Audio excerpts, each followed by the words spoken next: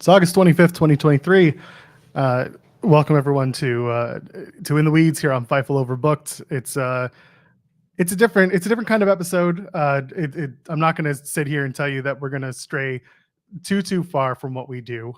But of course, last night we found out that Windham Rotunda, also known as Bray Wyatt, unfortunately he passed away. 36 years old. He was my age, and that's something that hit me hard. We're going to talk a lot about Bray Wyatt and Windham Rotunda, his career, and sending love to his family and everything. There's going to be a lot of conversations to be had, and Jeremy Lambert's here with me as always, and he. He's going to be here as well as always to talk about what's going on. We're going to do our best because it's been a weird 12, 14, 15 hours, Jeremy. There's just been a lot of emotion, a lot of conversation.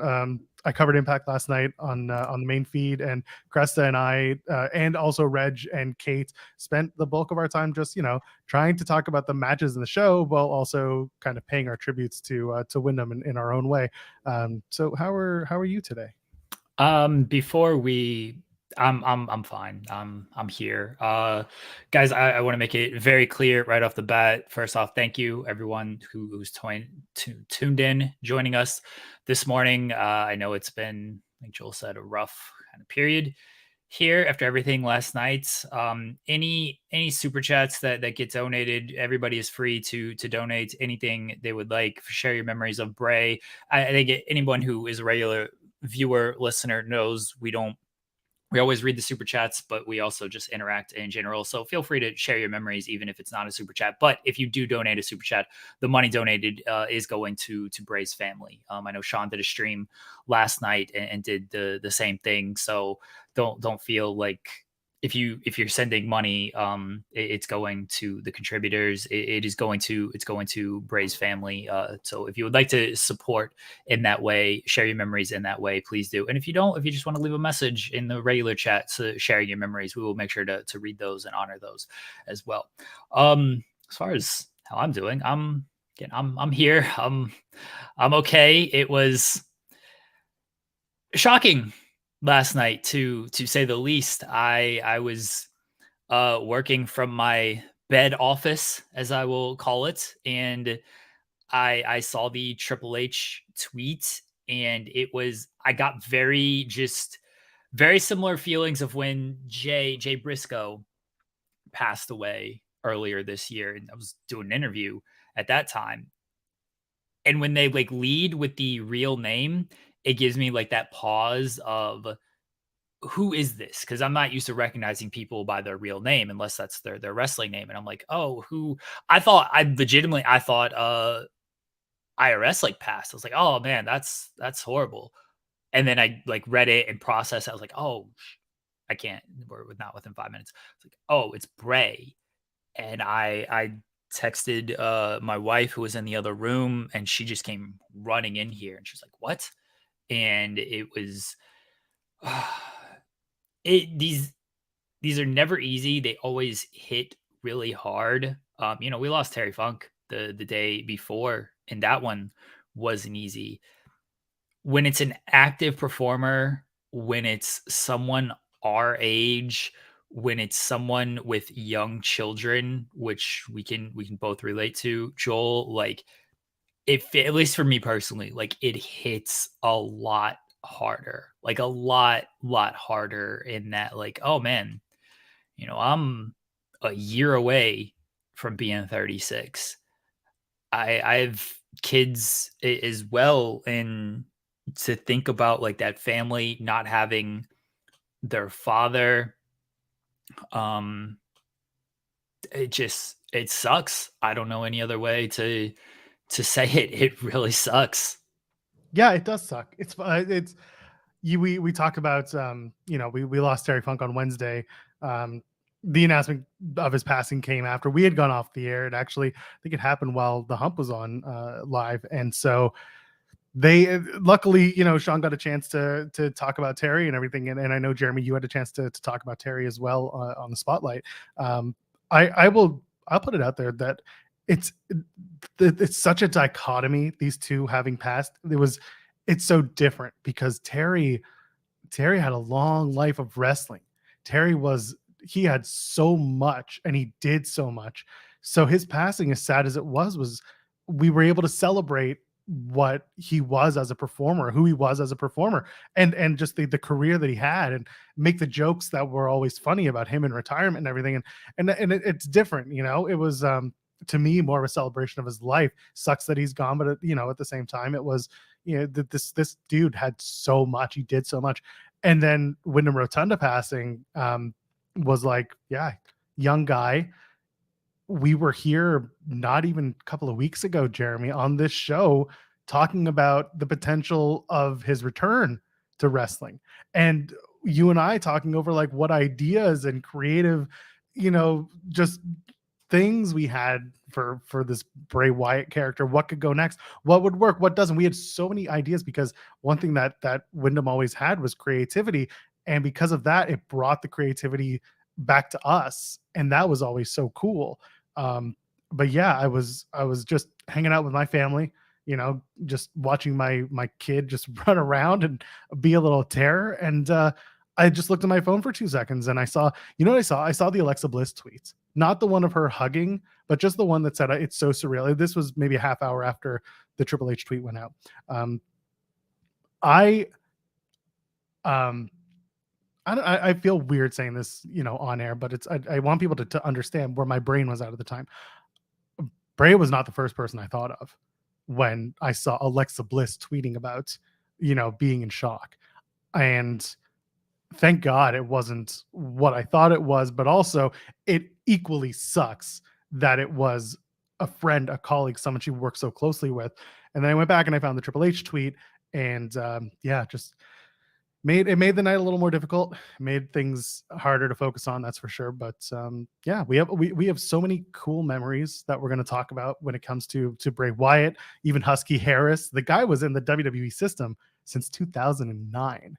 Like, he spent a lot of time between FCW, NXT, WWE, Raw, SmackDown, the pay-per-views, international tours. The dude, you know, worked with just about anyone you can think of, and it's kind of wild. He had a long career, but it was a very like his career happened in spots, and I think that's kind of the coolest and saddest part about Wyndham Rotunda, about Bray Wyatt. I want to get this super chat from Chi-Town Spurs. Thank you, by the way. This is very, very kind of you. Again, any amount that's donated today is going to go to the family of Wyndham Rotunda. And so with that, Chi-Town Spurs says, the Swamp Cult leader character gave me such a True Detective season 1 vibe. I would always root for him. It sucks to lose anyone at such an age, but to lose a mind like Bray Wyatt's is even more heartbreaking. May his memory be a blessing. And that's just the perfect opening to our conversations. I mean, Jeremy, so many characters that this guy got to portray over his time. Yeah, I don't know if you want to talk about some of your favorites over the last little bit, or you know, because there was some career stuff that hit and missed, but he had a hell of a career. To you, everything hits. Oh, I think people know this. People who have listened to me for long enough, which thank you, sorry, know, like, I was unironically a huge Bray Wyatt fan. I know he got a lot of flack online because he didn't have your 5-star matches and things like that, and not everything hit with everybody. Some stuff got stale, whatever it might be. Some stuff was too hokey, too whatever it might be. I loved everything he did because, one, it just popped me. And in wrestling, like, that's what we're here for, right? Love a good pop. The Sami Zayn quote. Always want to be part of the pop. Like, he did stuff that just popped me. All of the Fiend stuff, like that, the burnt Fiend, like that stuff was just, was it the greatest pro wrestling in the world? Maybe not to some people, but like, isn't that pro wrestling? Just stuff like that, doing the cinematic stuff, doing a swap match, doing setting yourself on fire and everything, like the Fiend not selling the giant hammer, like it's just total over the top pro wrestling. Like the stuff he did, even this Uncle Howdy stuff at the end, like the Mountain Dew pitch black match. Like, I understand people didn't like it and stuff. I don't know. I got to chug an entire Mountain Dew pitch black on air because of it. Like, there are very few wrestlers that just gave me the amount of pops, unironically, not like, ah, ha, ha, this is so stupid. Let me make fun of it. Like, no, I loved it in a sense like this. This is something different. This is something creative outside of the box. And I understand it's not for everybody. But for me, watching it, where I can watch your great 5-star match, there's a 4-star match every single week on television. Okay. There's not another Bray Wyatt on television. There's just not. And that always, like, that popped me that he would do this kind of stuff. The cult leader stuff is, as you know, when he first came into like FCW, and then the main roster, like, that was always just fantastic work. I still think he should have beat. I was at WrestleMania 30, and like, I was stunned when John Cena beat him. I was like, oh, I don't know about that. And then, things kind of weren't great for him after that. There were certainly just creative choices that were made that probably could have been better. I went back and I sorry if we're a little all over the place here. I went back and rewatched the Funhouse match last night, and that is some, like, if you go back and watch that, look at like the production and the just what they did in that match. It's another thing where I understand if you don't like it, it's not for you. I get it. But like, they really utilized elements that they don't utilize often, and they almost had to because they're doing it in front of nobody. The way Bray committed to it, the way Cena committed to it, the way Bray committed to every single thing he did. You can say a lot of things about him. That man was committed 100% to everything and put his all into everything. And yeah, maybe some of the stuff was all over the place and it didn't make sense on television, but that wasn't a lack of him, That was not a lack of him at all. That's just wrestling going to be wrestling and some stifling creative stuff. There's never a lack of him. The White Rabbit project that they did last year, I get like people might have been like, oh, this is too much. And oh, the QR codes, this isn't for me. This is what I always say about Bray Wyatt. I will always say, no matter what about Bray Wyatt, was there people online who didn't always enjoy it because they like a certain type of wrestling? Yes. You know who enjoyed it? The vast majority of the audience. Kids always enjoyed it. I got a friend who would send the wife pictures of their kids just watching the television screen when the Funhouse would come on and everything. Like, so many people were captivated by Bray Wyatt and the White Rabbit stuff. Again, like, look, you want to talk about, wrestling fans being deep and in the weeds and stuff. Remember just like the clues they would drop, and the wrestling fans was like, this means this and that means that, and like the Charlie Day piecing it all together type of thing. Like, there was so much investment in that, so much investment. And that's the one thing I always say about Bray Wyatt. No matter how you thought about him personally, professionally, and personally, I hope nobody had thoughts that if you didn't know him, but no matter what you thought about him professionally, you can't deny the way he captivated and connected with the overall audience. Maybe it didn't connect with you. Maybe it did. That's fine. That's fine. You can't deny the overall connection it had with the audience, the merchandise sales, the reactions, just everything you've seen from when he's on television and hopefully read online. There was a connection there that you cannot get with the vast majority of wrestlers. Remember when the talk was, is Bray gonna go over to AEW? And there were so many people just protective of him as like as a character, because it was someone that they connected with for one reason or another. And at the time, we probably looked at it and we're just like, oh my god, please, like, we all make the touch grass jokes, but you cannot take away the fact that people felt something when they interacted or just like thought about their fandom to this guy. It's wild to think about. And um, I was I was wondering to myself last night. I'm like, when was the last time I saw Bray Wyatt live? Was it SummerSlam 2019 when he did the reintroduction with the Fiend, and he had the match with Bray Wyatt, and I talked about it last night with Cresta. No, it wasn't, Jeremy. It was Elimination Chamber weekend. He had a dark match with LA Knight. And I immediately I went on Cage Match. I was like, suddenly it all just came back, and I was vividly remembering. It was a silly 5-minute dark match. It was a lot of fun, and it's just yeah, it just sucks that we're not gonna see that guy or that character or anything that could have been. That's the part that really does suck. I do want to read the tweet from Sean, because that was a big part of last night, was the permission that Sean was given to reveal that earlier this year Windham Rotunda had contracted COVID, and it exacerbated a heart issue.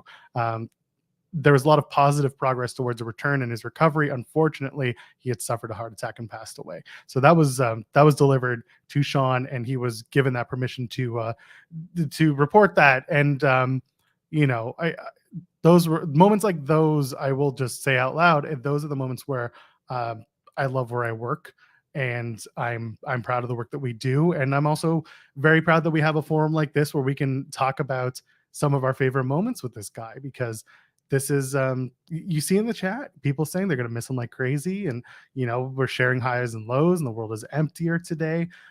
He was a meaningful person, and again, I go back to his creativity.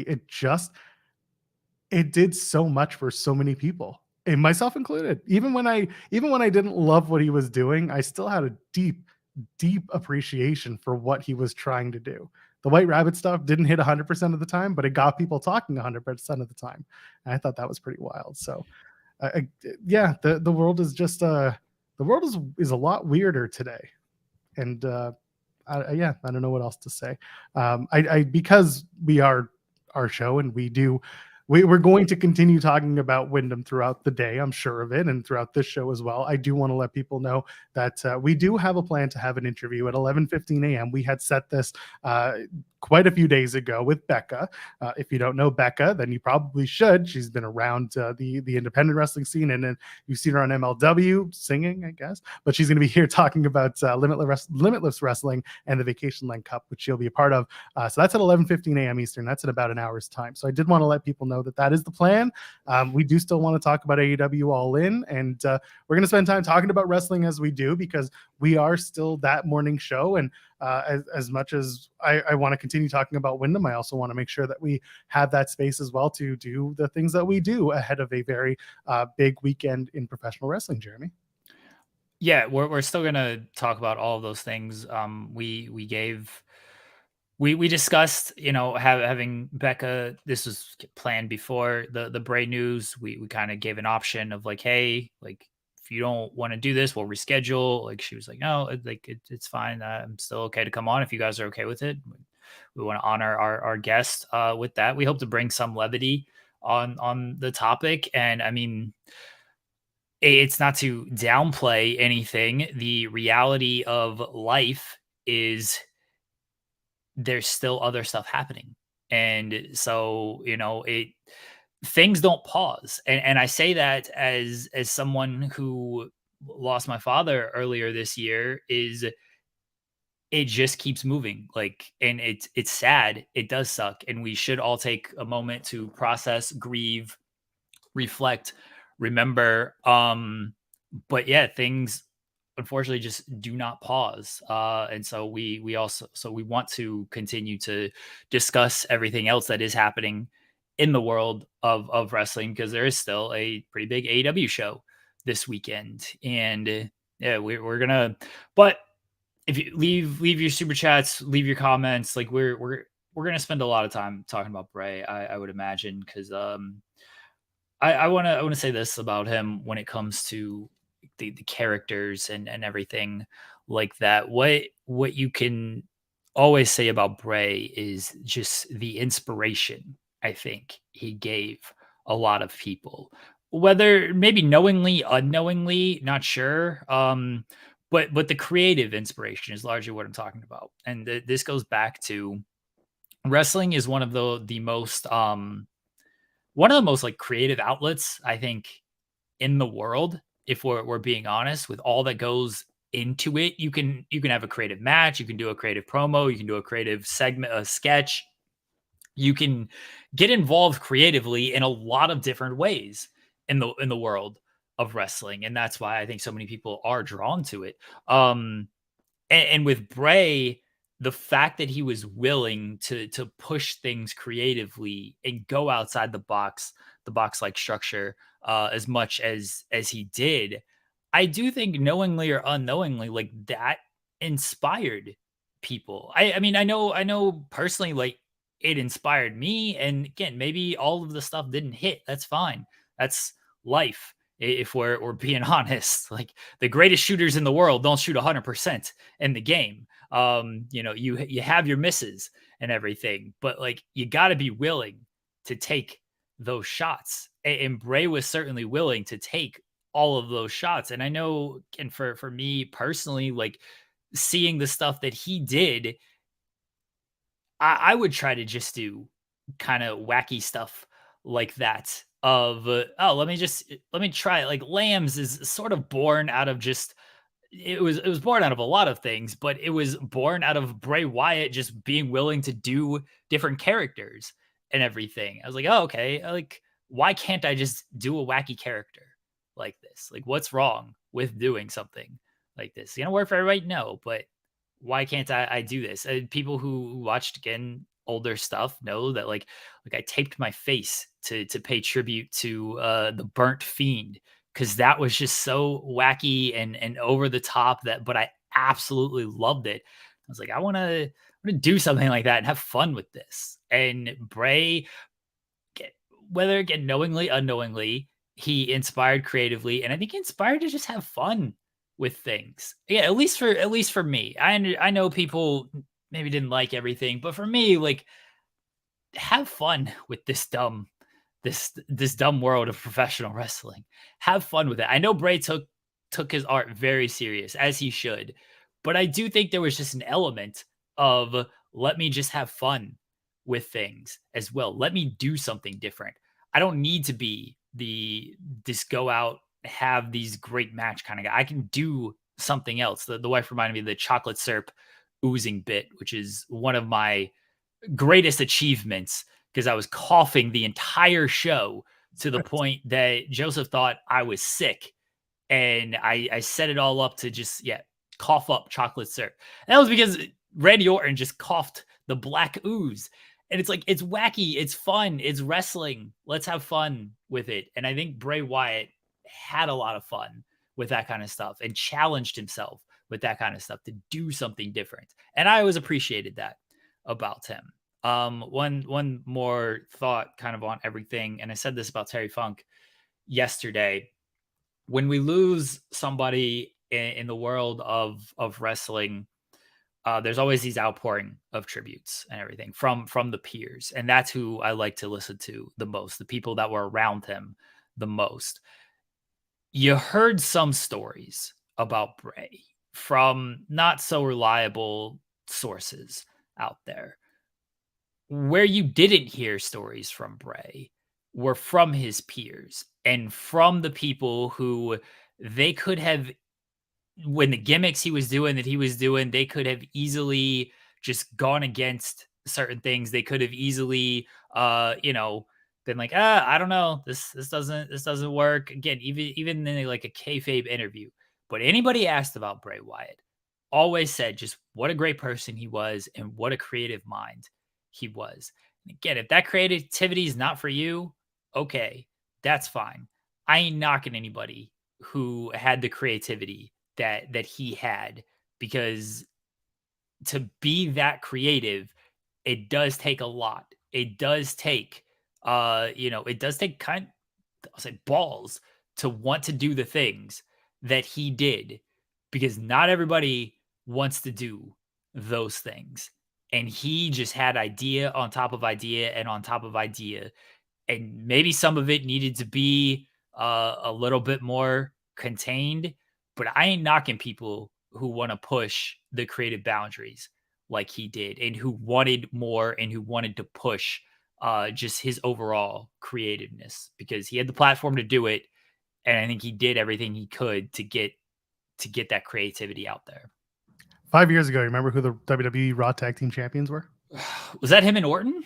No, that was well, first of all, it was the B Team, which was actually Bo Dallas, Curtis Axel. But Hey, that was when him and Matt were doing stuff. that's when the Deleter of Worlds were doing it. Okay, yeah. But I found it interesting because I'd completely forgotten up until recently that there was the Deleter of Worlds, and of course that was Matt Hardy and Bray, but they won the Raw Tag titles. And then the team that beat them was the B Team, and that's when B Team was working stuff with Miz. But B Team, of course, famously was included Bo Dallas, who is Wyndham's brother. So just around that time they were working together. They had a couple of singles matches, but they were literally. I'm looking at a cage match right now, and I was like, man, they were all just working together. And you had the Revival FTR; they were doing stuff at the time with them. Corbin and Jinder were doing stuff like a lot of different people got to work with Bray Wyatt over the years, and I think it's wild. And I saw someone mentioned in the chat, Firefly Funhouse was my favorite segment. They debuted the Funhouse in the UK. Like that, I will never forget this because the way that Raw was taped at the time, it was never live. It was always, they taped it at 8 o'clock local time in the UK, which was like 2 o'clock here. We get the spoilers, but at that particular time, they debuted the Firefly Funhouse. Nobody knew what it was, but someone had taken a video with their cell phone and uploaded it, and I saw it before it went live that night. And I just remember looking at it and being like, what the hell is this Mr. Rogers' Neighborhood weird stuff? Like, I don't know how to feel about it. And obviously, it completely changed everything about his character, everything we knew about Bray Wyatt as a creative mind. It just it turned the cult leader on its head. And I think at the time that was big news. And for them to have done it in the UK, where everyone was, it could have been a big like primetime reveal. No, they gave it to the UK audience because I don't know. Maybe at the time they didn't think it was going to be what it became. But I think about that sometimes. And that was a moment. That was that was special. The Fiend entrance at SummerSlam. I went back in. I rewatched that last night. The first one against Balor. Like that was insane. I remember watching that live, just like holy shit! Like what the hell is this? Let me tell you real quick.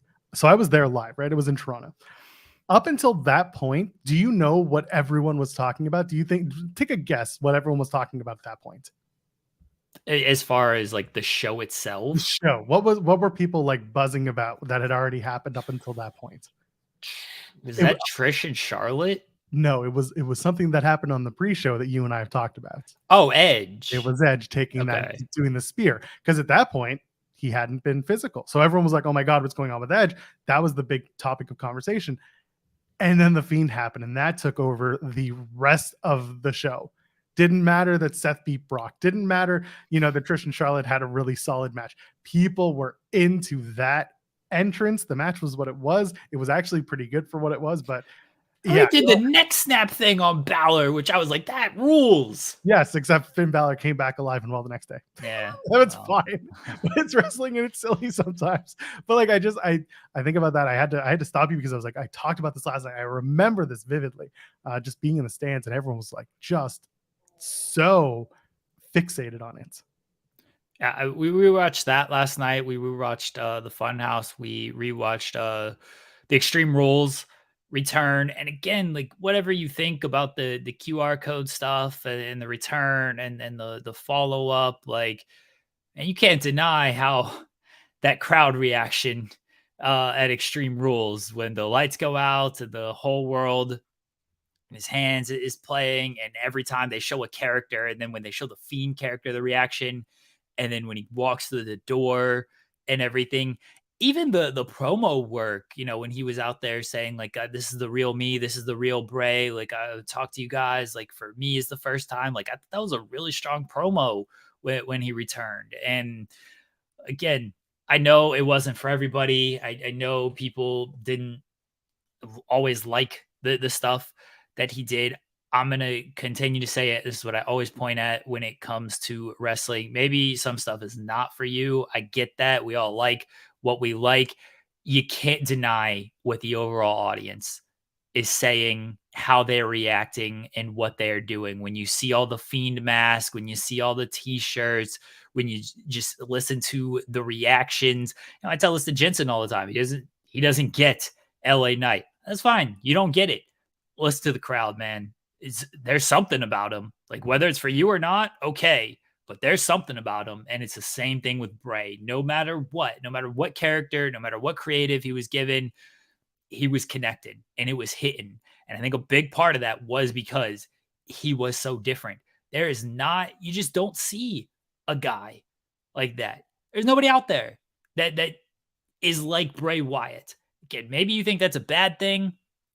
Always chose to look at it as this is a good thing. This is something, it's pro wrestling. You can be whatever the hell you want to be in pro wrestling. You can do whatever you want to do.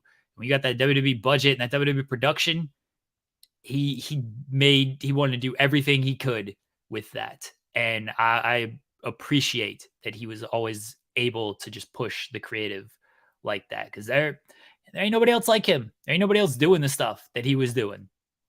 I want to hit on these super chats in a second, but also we're talking about people in the wrestling world who had worked with him, who had their feelings about him. Right now, Roman Reigns is so dedicated to the character and to keeping kayfabe. But man, there's a part of me that is just so I really want to hear what he has to say, because those two, they worked together. Those two did so much together. But the Shield, the Wyatt family, the time when they tagged together, the infamous point and shoot, and that I'm so interested in hearing Roman's thoughts in having worked with him. Okay, I'm gonna just say this. I am too. I'm interested in a lot of people's like thoughts, and I know most people have kind of commented. I know Roman dedicated to the character and everything. Like, I think people would understand if he kind of breaks away a little bit from that. I want to say this. This is not towards you, Joel. This is more towards the general audience of online people. Can we not read too much into or press upon people to be like, why haven't you commented? Why haven't you said this? Oh, you said this, you said that. Can we just not do that at all? Let people comment when they want, let people grieve how they want, let people like, we don't fully know these people. I know we like to think we do because we see them on television, and sometimes they're very kind and they'll interact with us on Twitter and things like that. But we don't know what they're going through. Let them just for all we know, Roman is been reaching out to the family and stuff, and that's what he is doing. That he does not need to make a public comment on anything if he does not want to. That does not mean he didn't care or whatever. Just let people grieve on this and respond to this how they want. And I'm going to say the same thing about SmackDown tonight, because I know that people are already fantasy booking their SmackDown tribute show to Bray Wyatt, and like, let them do what they want. Just because a certain person isn't there doesn't mean that they didn't care. Just because a certain person doesn't comment doesn't mean they didn't care.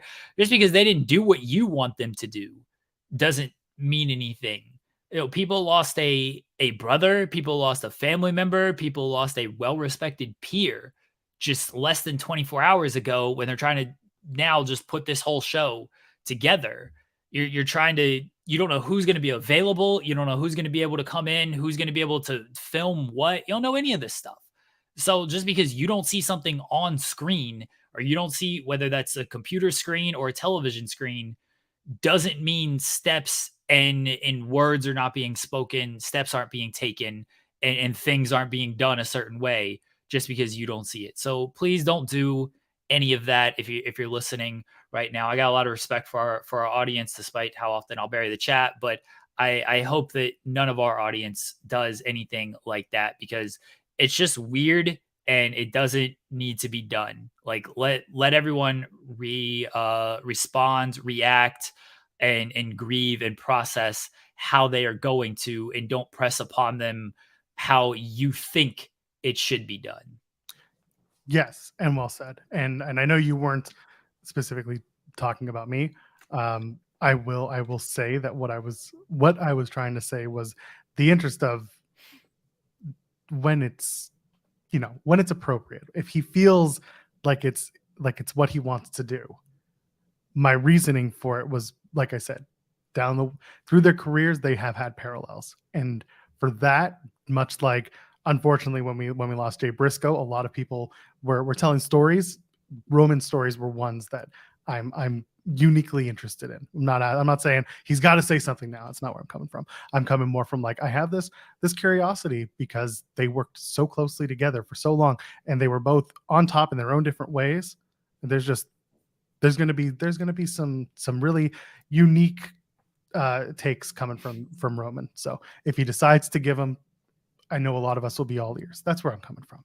But I agree with you. No one should be forced to. No one should be pressed to give their thoughts or opinions. It's that's just that. Let's get to these super chats, shall we? Go for it. Mike the Jeweler sends one saying he truly had the whole world in his hands. Follow the buzzards to Brody. Rest in peace, Bray. Thanks for all you guys do, Joel, Jeremy, and the rest of Fightful. Thank you, Mike. Again, all of the super chats donated today will be going towards the family of Windham Rotunda. So you send them; they will be tallied up and sent off once that's done.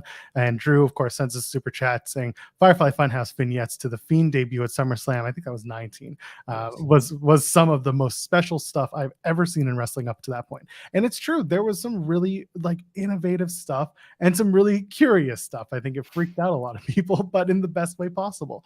But even going backwards, the swamp character, the swamp leader, the cult leader, did so much for so many people. It did so much for Brody Lee. It did so much for Eric Rowan in his own way. It did so much for Braun Strowman, who had zero experience and got to work with three very talented individuals. And just seeing that. I mean, two of them are gone out of the four. It's just that was worse. so difficult last night. I've been rewatching a lot of stuff. We rewatched Bray and Brian from Rumble 2014, and Bray makes his entrance, and there's Brody, Harper, and Rowan, and the wife goes, two of them are gone, and I'm like, fuck, yeah, it's true, and like it's very very tough because it look, people unfortunately pass every single day. And in wrestling, when you go back and watch like WrestleMania 1, it's like, oh, so many people are like gone from the show and everything.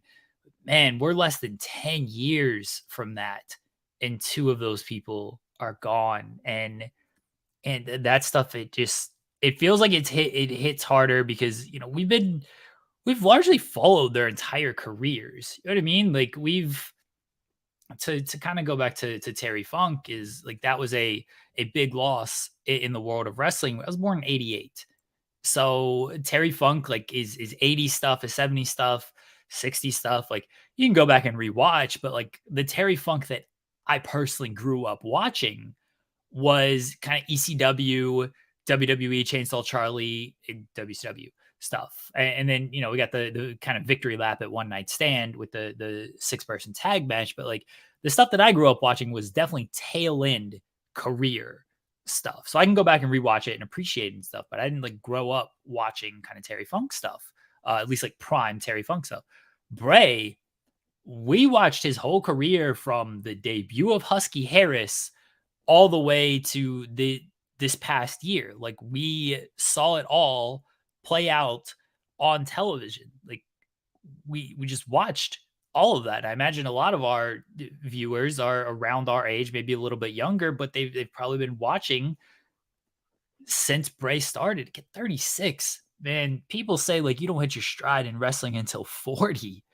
Like that, like, and that's the crazy thing to think about is like you're watching 2014 Royal Rumble and it was less than 10 years ago. And I'm terrible at math. Someone can correct me. It was like, he's like 26, maybe 25 at the time for that. Like he was already 14 Rumble. He was over. The Bryan stuff was fantastic. He was months away from facing John Cena at WrestleMania. And he was only 25, 26, 27 years old at that time. Again, when they say you don't hit your stride until you get 40, like on the creative side too, like Look what he was doing creatively at 36 throughout 26 to 36. It just sucks. Just sucks. It does. And you're right to think your most creative time is like you're not even there yet. You're on the precipice. And yeah, just to think that that's not what we're gonna get. We're not gonna get that whatever the next magic was gonna be. We're not gonna get it. I was thinking about the Brian storyline with the Wyatt family, and of course the moment where he takes off the jumpsuit and it's the cage match on Raw, and like the entire crowd is just they love it. And you can make the argument that it could have gone on a little bit longer with Brian in the Wyatt family, but at the time, like that was amazing. Stuff like that was fantastic. And there was also all the stuff with Randy Orton. I'm talking like the 2018 stuff. Right. You know, that was fantastic. There was some really fun stuff in there. Yeah, listen, the match with the projecting the worms on the mat was so dumbest, silly. but I loved it. Joel, you know how much. Yes, but here's the thing, and you know, again, we have the hindsight, and we're all in our feelings. Like it was different. Not everything different hits, but it was different, and it was just something at the time that honestly, if I was a 12-year-old kid at the time, I probably would have loved every second of it. All those cockroaches and stuff, and I'm like, nope, that ain't for me. No. And I'm sure that would have been so much fun for a little kid at the time. You know how much I love just my dumb stuff. And I say dumb lovingly, by the way. I don't mean it like, oh, this is so stupid, has no place, blah, blah, blah, blah, blah. No, I do dumb stuff on this show throughout my content creation career or whatever. Like I love the dumb stuff. And Bray, the king of the dumb stuff, pops. And that's why I love them so much, because he just went out and he did it. And again, did it always work? No. Did it always work for maybe certain people? No. But it worked for the majority of people. I will never, ever, ever, ever knock somebody who wants to be as creative as Bray Wyatt wanted to be and to try the stuff that he did. I made a tweet a while ago of like, we're gonna, this is unfortunately before all this, but like Bray's one of just the greatest workers ever. I know people like workers, what 5-star? No, workers. That man got to do all of his ideas on a big national platform in professional wrestling that stood out amongst some of the most creative minds in the world, got to do all of his ideas, didn't have to go out there and bump around and do all this crazy. He made his brother take the big bump at the Rumble. That's just genius working right there. Got the bag on top of it. Got the sponsorship bag. Like, he was a worker, brother. And he, again, the peers have called him like one of the kindest, nicest people. Like, Bray should be remembered for a lot of things, and I hope he is remembered for a lot of things. I don't want it lost on people that this man was legitimately a genius in the world of professional wrestling, because he was one of the greatest workers in the world of professional wrestling. Flynn Flame Andrew sent a super chat, sending moral support for a show I enjoy and monetary support for people who may need it.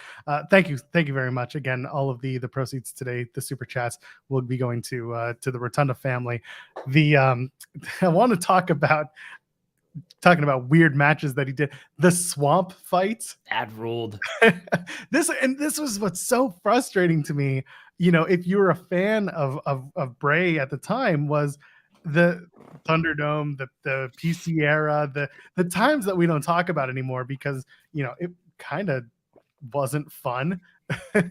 And like to watch live at the time, that swamp fight was so good because those cinematic matches were specifically done for a guy. They were in mind for a guy like Bray and a mind like that. And just the stuff that came out of that was just fantastic. Like, and I'll never forget the finishing, just when the bottom third is up and it's just the Fiend coming up out into the water. And it's so, It was so hokey, but it was so perfect for what Windham Rotunda's idea of wrestling was. I loved it. Let me tell everybody this right here. I watched the Slam fight live, and I was probably covering it. I was so excited for this because, like, oh yeah, this is gonna be peak Bray Wyatt stuff. And I remember watching it, and I remember being a little disappointed by it. I was like, oh, I don't know. And we're in the middle of the pandemic and everything right here, right? Like everybody's at their home. It all sucks. I remember just being, maybe I set my expectations were so high that it just was never going to live up to it. I remember being a little disappointed after watching. It's like, oh man, I don't know. I kind of just expected more. Anybody who's able to do this today, if you want to go back and rewatch your favorite Bray Wyatt segments, whether it's the Firefly Funhouse match, whether it's any type of entrance, whether it's any type of promo, any type of vignette, the swamp match, whatever it might be, even if it's like the strap match or a 6-man, I don't recommend it more for like your traditional matches because I don't think it works. Anybody that wants to go back and rewatch Bray Wyatt stuff, get high, take an edible, smoke some weed, get stoned. Because I watched that swamp match live and I had to be a professional and cover it. And I was like, oh, a little disappointing. After I was done with work, at home by myself, smoked up, rewatched that swamp match. That shit was the greatest thing ever. That was the greatest thing ever when you watch that shit high. So that's how you enjoy a Bray Wyatt segment and match and promo as well. Just be up there. That's all. That is so funny. This is what this show is all about sometimes. Loving wrestling in very different formats. Sean tweeted out that he's gonna join us soon to talk about his memories of Wyndham as well. So just letting people know, because not everyone's on the tweeter. So people are like, hell yeah. I'm just, you're not wrong. You're not wrong. I don't know Bray personally. I've never met him. I've seen him wrestle.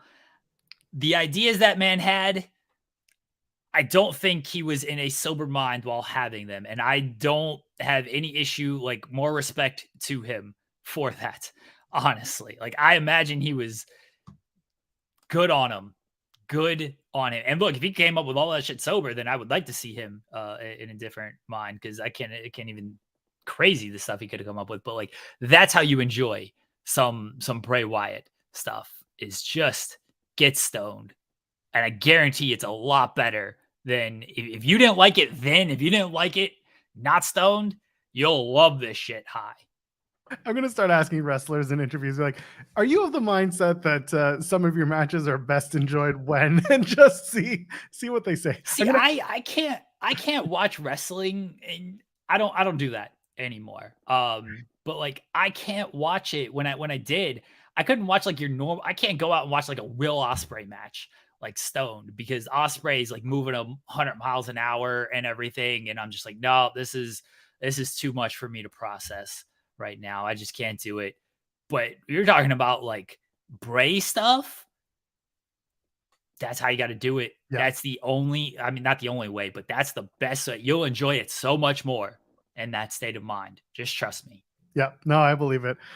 Oh man. Just a reminder, folks, at 11:15 a.m. we do have an interview scheduled. It's going to happen. Becca's going to be joining us from Limitless, well, to talk about Limitless Wrestling and the Vacationland Cup. So just get ready for that. That's going to be at 11:15, which is about 25 minutes from now. Yeah, I thank you, Jeremy. I love that we got. I got to bring myself into this show. Like, what's the deal? Well, yeah, Sean, we were talking about getting stoned and enjoying Bray Wyatt segments, because they are more enjoyable. What a perfect segue for me to come here. If you're talking about drugs, right? Yeah. I didn't want to be the guy to do this. Oh yeah, there it is. I do have it on hand. We're not going to do the bit live. Yeah. Perhaps we'll save that for another day, but I'll probably just let it go at this point. I'll leave it in the hands of Jimmy's team that's handling that right now. But yeah, I wanted to come on and talk about Bray. I did a stream on Select, and good God, before people always look for a problem to have. They're like, you're making super chats. We're donating it to the family. They're like, Well, why are you releasing the cause? Well, I'll explain to you guys why I released the cause. I wasn't going to. If you watched the stream yesterday, it wasn't something that I felt that I should put out there. And then I got a call. I won't say who it was from, but it was explicitly told to me that WWE family management of Bray Wyatt wanted this information provided to the public due to some misinformation that was being shared publicly. And that meant an awful lot to me. I believe Andrew Zarian got that same call as well. So, but the situation was that Bray fell ill in February. He got COVID in February. Around WrestleMania, when he missed that, I was like, okay, this has got to be more serious than originally believed. And it was downplayed a bit to me for obvious reasons. And in the following month or so, I was told it was very bad. It was really bad.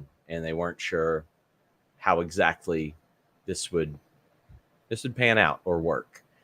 Then I want to say a couple weeks ago, there was a whole lot of positivity around Bray Wyatt and his return.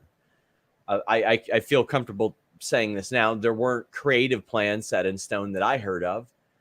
They didn't know. His management didn't know of any creative plans or who he would work with, but knew that there was a tentative target of September. And basically what happened was COVID exacerbated a heart issue that he had. And after he looked like he was recovering, he unfortunately had a heart attack and passed away yesterday.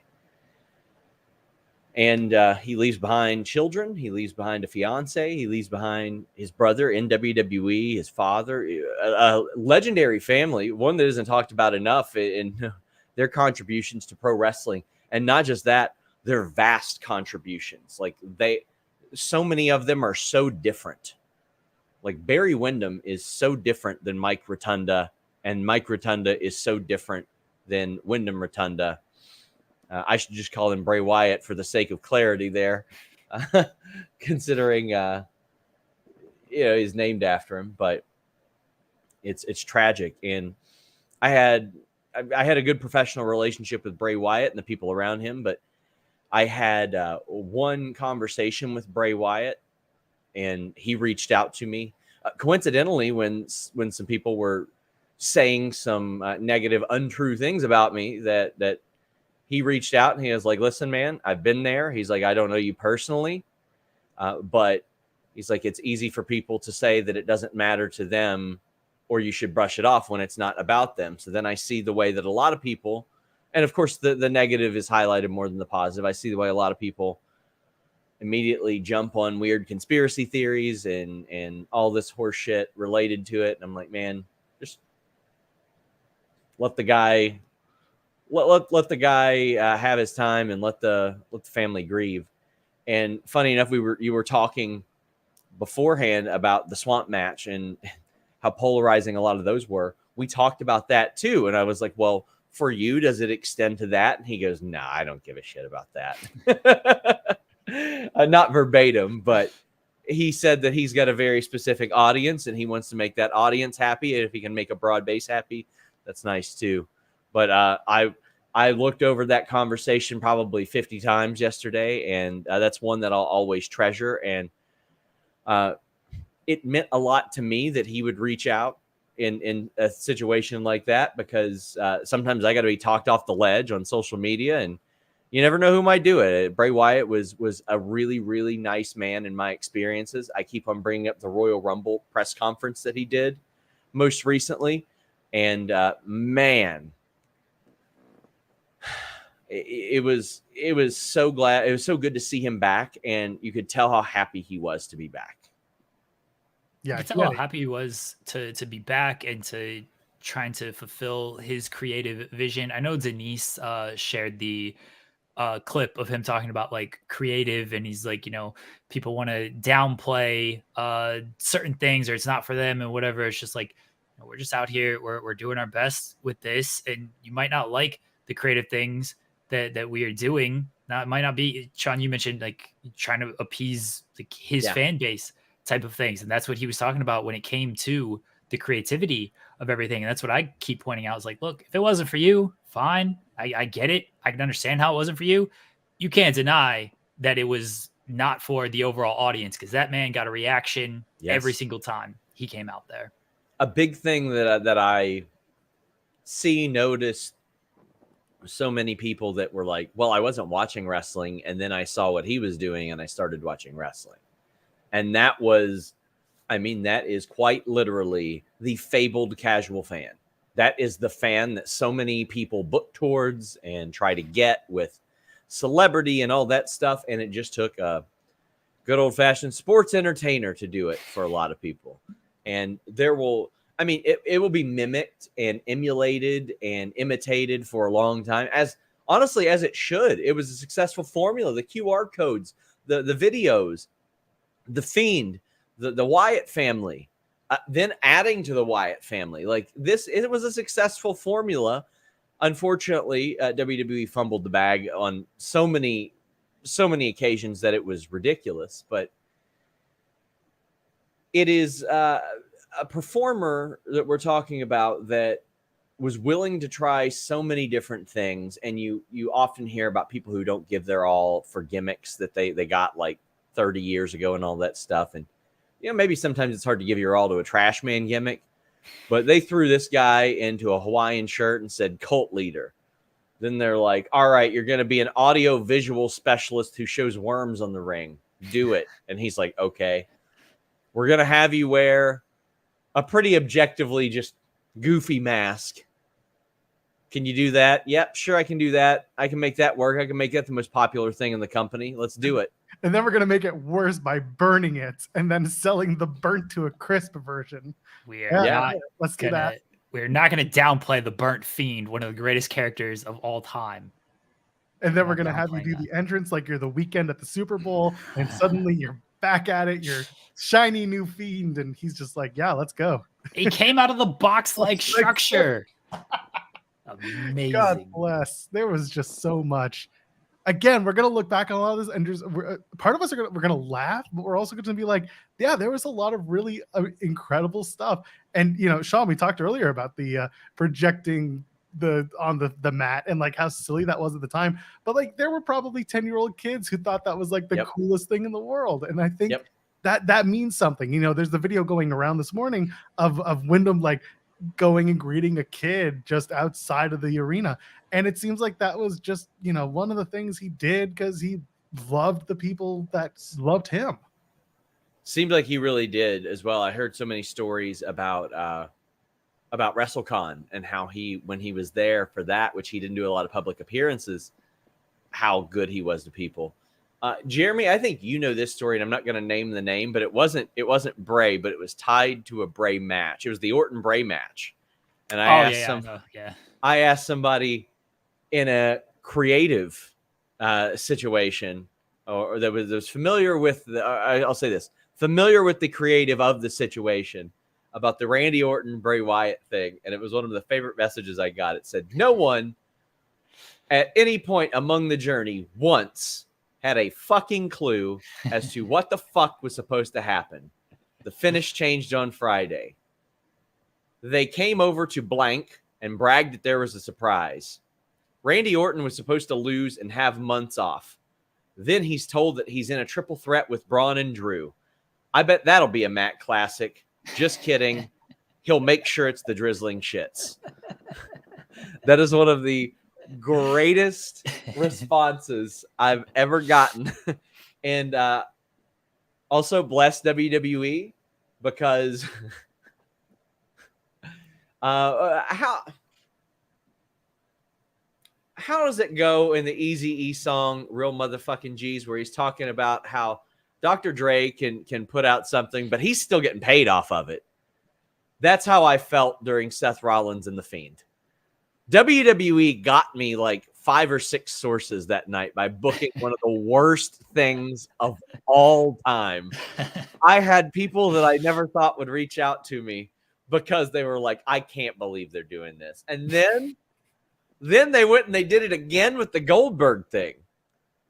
So I just want to sincerely thank WWE management at that point for making me sit through some of the worst booking that I have ever seen, but also getting us sources that work to this day. There were people in Gorilla that were like, yeah, Vince thought it was funny. He thought the reaction to the Fiend and Seth Rollins was funny. And I was like, I didn't, because I got to watch this Monday. Oh man. So I was there for the Fiend debut, like the first match. And I saw that's where we met. Yes, it is. So that's probably why I look back on that so poorly. But anyway, it was such an incredible entrance. And you're like, oh my God, this is going to be special. And that was, Joel, as you know, a pretty special night. Trish was retiring at the time. Edge came out and did that spear, and everybody just looked at each other like, did we just see what we thought we saw? I was saying to Jeremy, I was like, up until that point, up until the Fiend entrance, the only thing people were talking about was that Edge spear. Yep. Because the show was good, but like nothing had really taken away from that. And that was the pre-show. So like there was enough going on. Seth winning the title didn't mean as much. The Trish and Trish and Charlotte didn't mean as much. What meant so much to the crowd was watching that entrance and just the match with Finn. That got people talking for the rest of the night. Yep, definitely. And man, what a cool moment that was. And WWE did fumble it. They fumbled it big. Huge. But I never heard of him being particularly bitter about it. So I think it's a good example of how you can sort of face conflict and adversity and all that. And I know that he really wanted to get back and work for the fans. I know that to be true. And I think we saw a lot of that in this run as well. Like we saw a lot of that in the way that he spoke as Bray Wyatt, but sort of as Windham. When you go back and watch those original promos and he talks about how happy he was to be there, that was sincere stuff. Senior nerd, I remember SRS's reaction to the Goldberg Wyatt Saudi match, seething and pissed off. Well, Jeremy and some British dude were laughing their asses off. Yeah. You called us trolls. You were trolls. Were? Were trolls. It was one of the all-time worst booking decisions. It was stupid all around. It could have been better, but this is, when it comes to wrestling, I always find to just laugh at a lot. Summer of 2019 through up until WrestleMania, the pandemic started, was, I would say, the worst booked top title card I've ever seen in WWE history. I can't say wrestling history because WCW existed, but by far WWE history and major wrestling history. Like there hasn't been anything in AEW, ROH, even TNA, Impact, or ROH that I've seen was worse. I'm so excited for next year because I listen to stuff from 5 years ago, different audio and different shows, and when I get into that 2019 and just when everyone gets miserable, I'm very excited for the content I get to listen back to. Yes, that sounds awful. It does, but it's great. Justin Rivera with the super chat say, I feel like we'll be talking about the visionary that is Bray Wyatt for a long time. I always felt he was so far ahead of his time. His legacy will live on. Absolutely. And by the way, just a reminder that any super chat that's donated today on the show, we are going to be donating that to the family of Windham Rotunda. So if you keep sending those in with whatever you got to say, we will keep tallying it up and making sure that the money goes to where it's supposed to go. Before I wrap up, we had broken some stories on Bray Wyatt. They had some plans for him that unfortunately didn't get to unfold. It was going to be Bo Dallas, Eric Young, Bray Wyatt. I would imagine Alexa Bliss, based on the direction of things, until she revealed her pregnancy.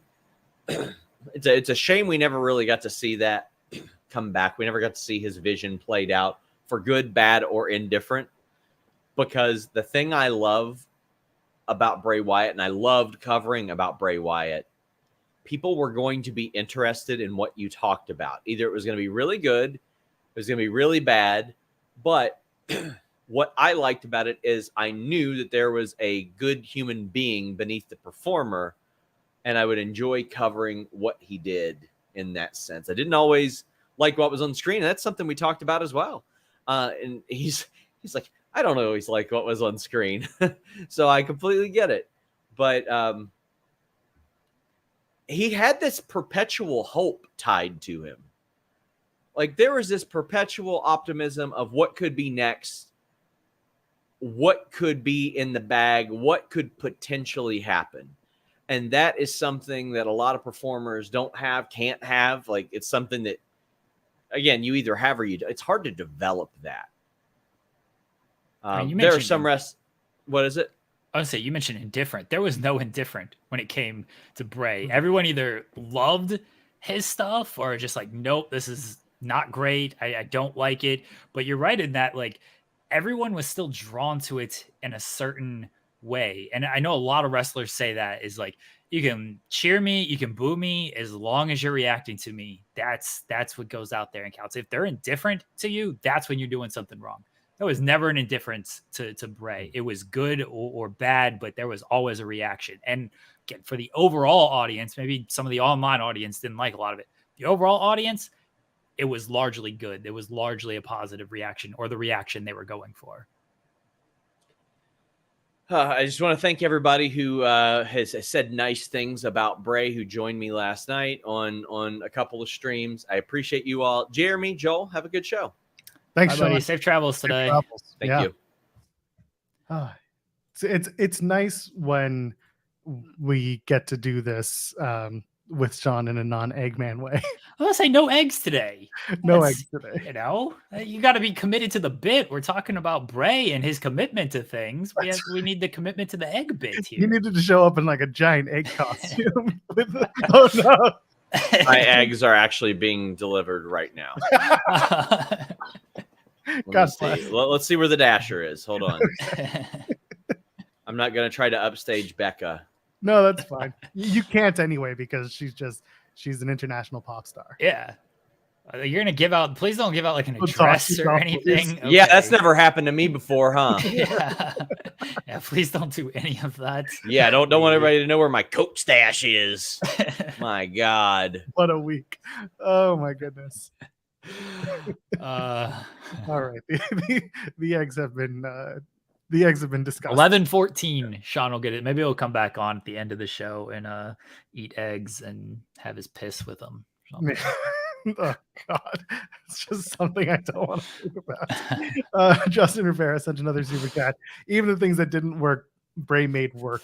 I'll never forget the Man-O-Lantern makeup against Finn or the belt. Look, we are not hating, and he says, "What a legend." We ain't hating on the Fiend belt. No, all right.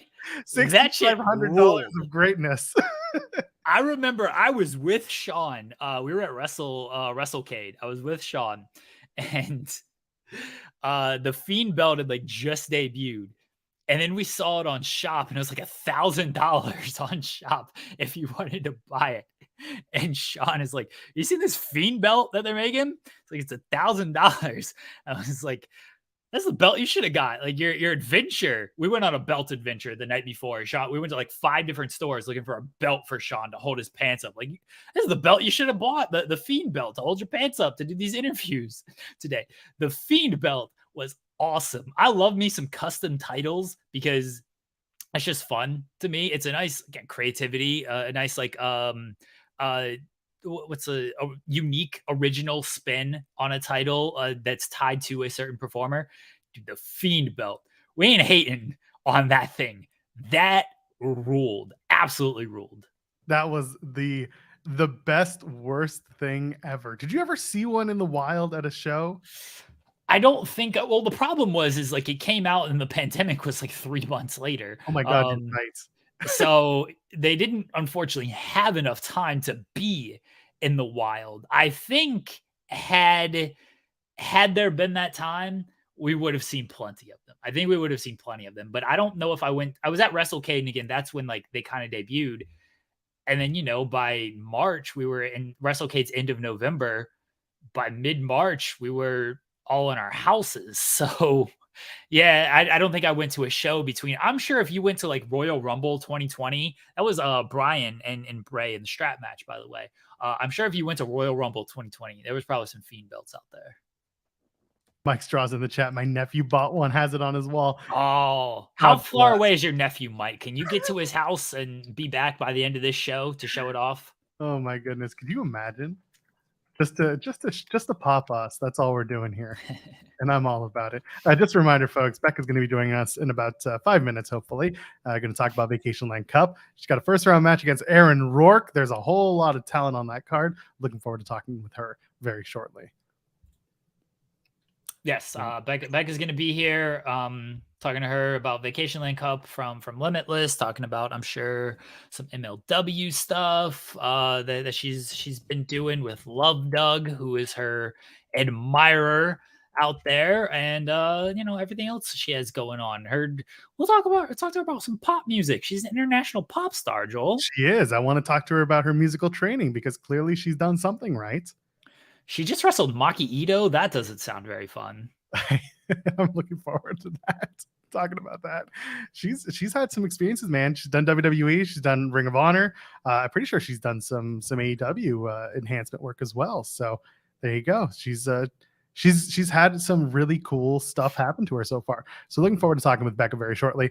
And then after that, I think we'll probably transition to talking about some All In and just getting ready for the weekend because, for better or worse, like Jeremy said, the wrestling world does continue. And I'm sure a lot of people are going to be giving their Bray Wyatt, Windham Rotunda, Husky Harris, whatever you want to call them at this point, their tributes and their spots, and they're going to do their things for him. And I look forward to seeing those because those tribute spots are always a lot of fun, and they'll do it for Terry Funk as well. So someone's going to do an awkward plancha of some sorts, and it's going to be great.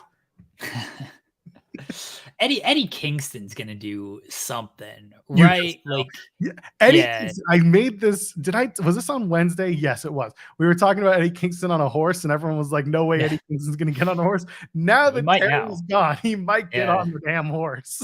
he might be worried about that horse bucking him like it did to Funk in that barnyard match. That wouldn't be good. Oh my goodness! Could you?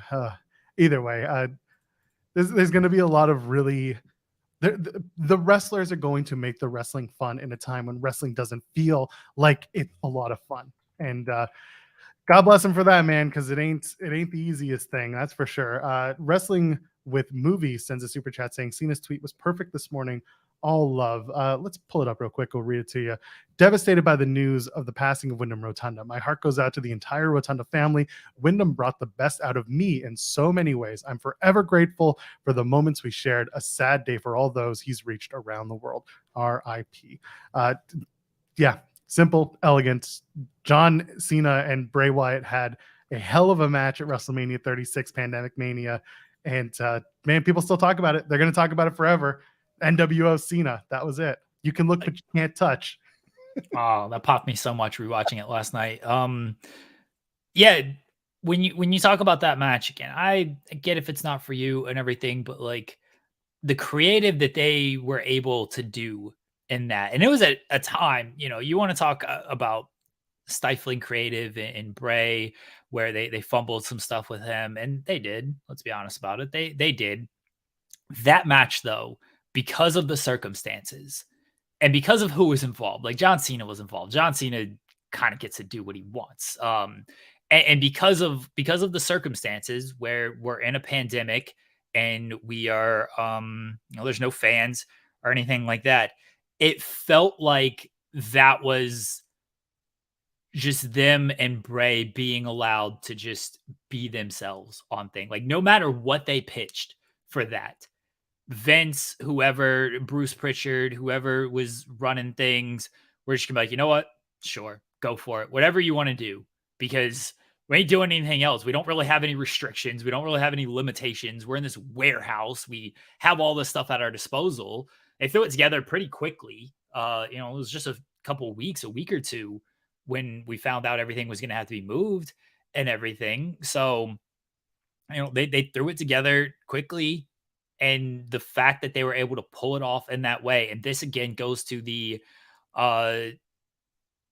willingness of John Cena and Bray Wyatt, because they did their personal shots, and like the biggest disappointment in history when it came to John Cena talking about Bray, obviously the Nikki stuff, and you should have turned heel stuff. I should have won at WrestleMania 30.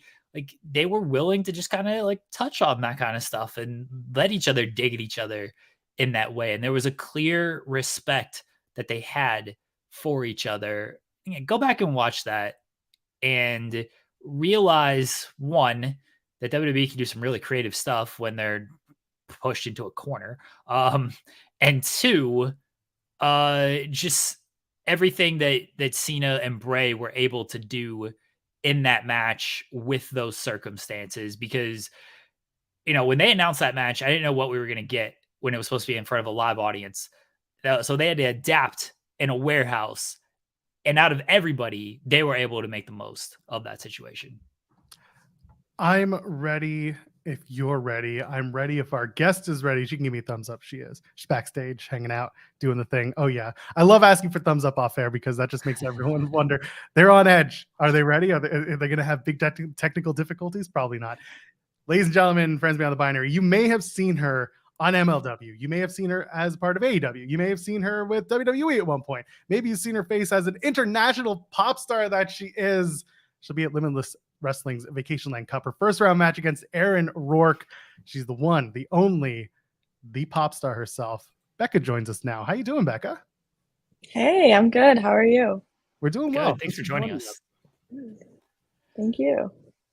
So this weekend with Vacationland Cup, just give us an overall thoughts and rundown on things and what fans can expect from the Vacationland Cup this weekend on IWTV. Yeah, so this is my second Vacationland Cup. 2 years ago, I entered in the first round, and unfortunately did not make it to the finals.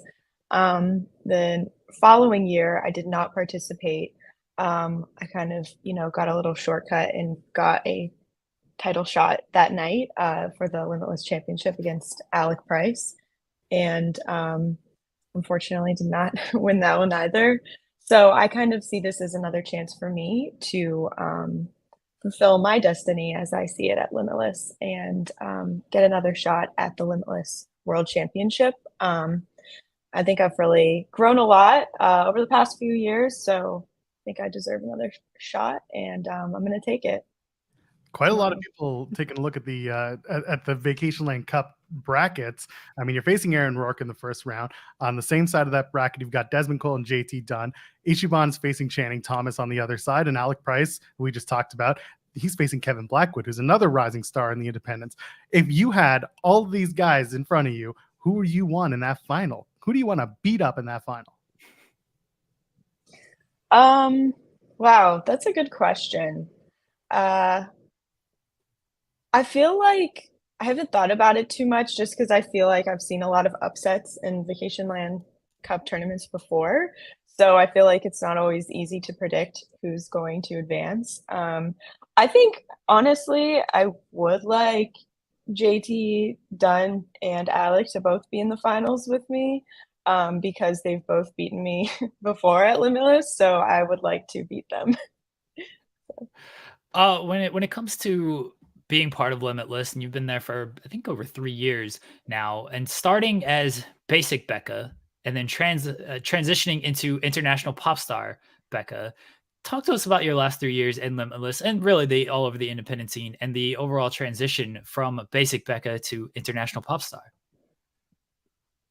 Yeah, I think that Limitless has really seen my full evolution so far because it was one of the first places to book me consistently. So I consider it my home. And because of that, yeah, I think from the beginning, the audience has kind of seen me grow up a little bit. So yeah, when I first started wrestling, I think I was a little less confident. So I did kind of see myself as more like basic Becca, like whatever, like, scrunchy girl. It's kind of evolved into that.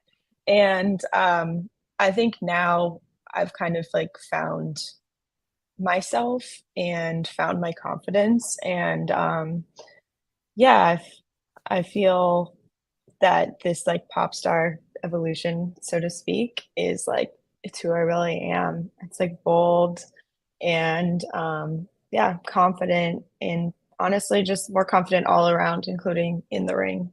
So talk to me about this bedazzled guitar that one of your Beckonators made. I saw this on your Instagram and I was like, my God. And like, I play guitar too. And I was just like, where did this come from? Talk to me about this thing. Do you still have it? Is it still part of your repertoire? Let's hear it. Yeah, I do have it. So yeah, I did a Fans Bring the Weapons match against Matt Tremont earlier this year. And yeah, somebody made that. I forget their Instagram handle, but I think I tagged them in one of the posts. Yeah, they made this bedazzled thumbtack guitar. And I hit Tremont with it a bunch of times. So it's like kind of broken. But I do have the pieces and I loved it so much. And yeah, I just love how creative my Beckonators are. They've made various weapons for me. I also had some heel nunchucks made for me for my Fans Bring the Weapons match against Alec, and a thumbtack microphone, which I also liked a lot. But yeah, I liked the thumbtack guitar so much that I made my own for my street fight against Shannon Levangie at Wrestling Open. So that one I don't have. I don't know where that one is. It might be broken completely. Some of your Beckonators are maybe gang affiliated because they have some very interesting ideas. Some weapons going. Actually, because I asked this of all the wrestlers who do Fans Bring the Weapons match, I don't even need to ask you what like the most creative weapon you've been presented with is. But if you're a fan bringing a weapon to one of those matches, what would you bring?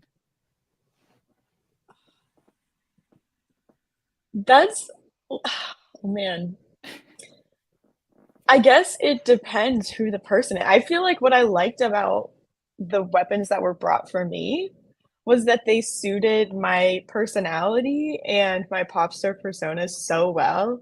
Like I was like, of course I have a spiked microphone. Like that's perfect. Like I bring a microphone with me to the ring all the time.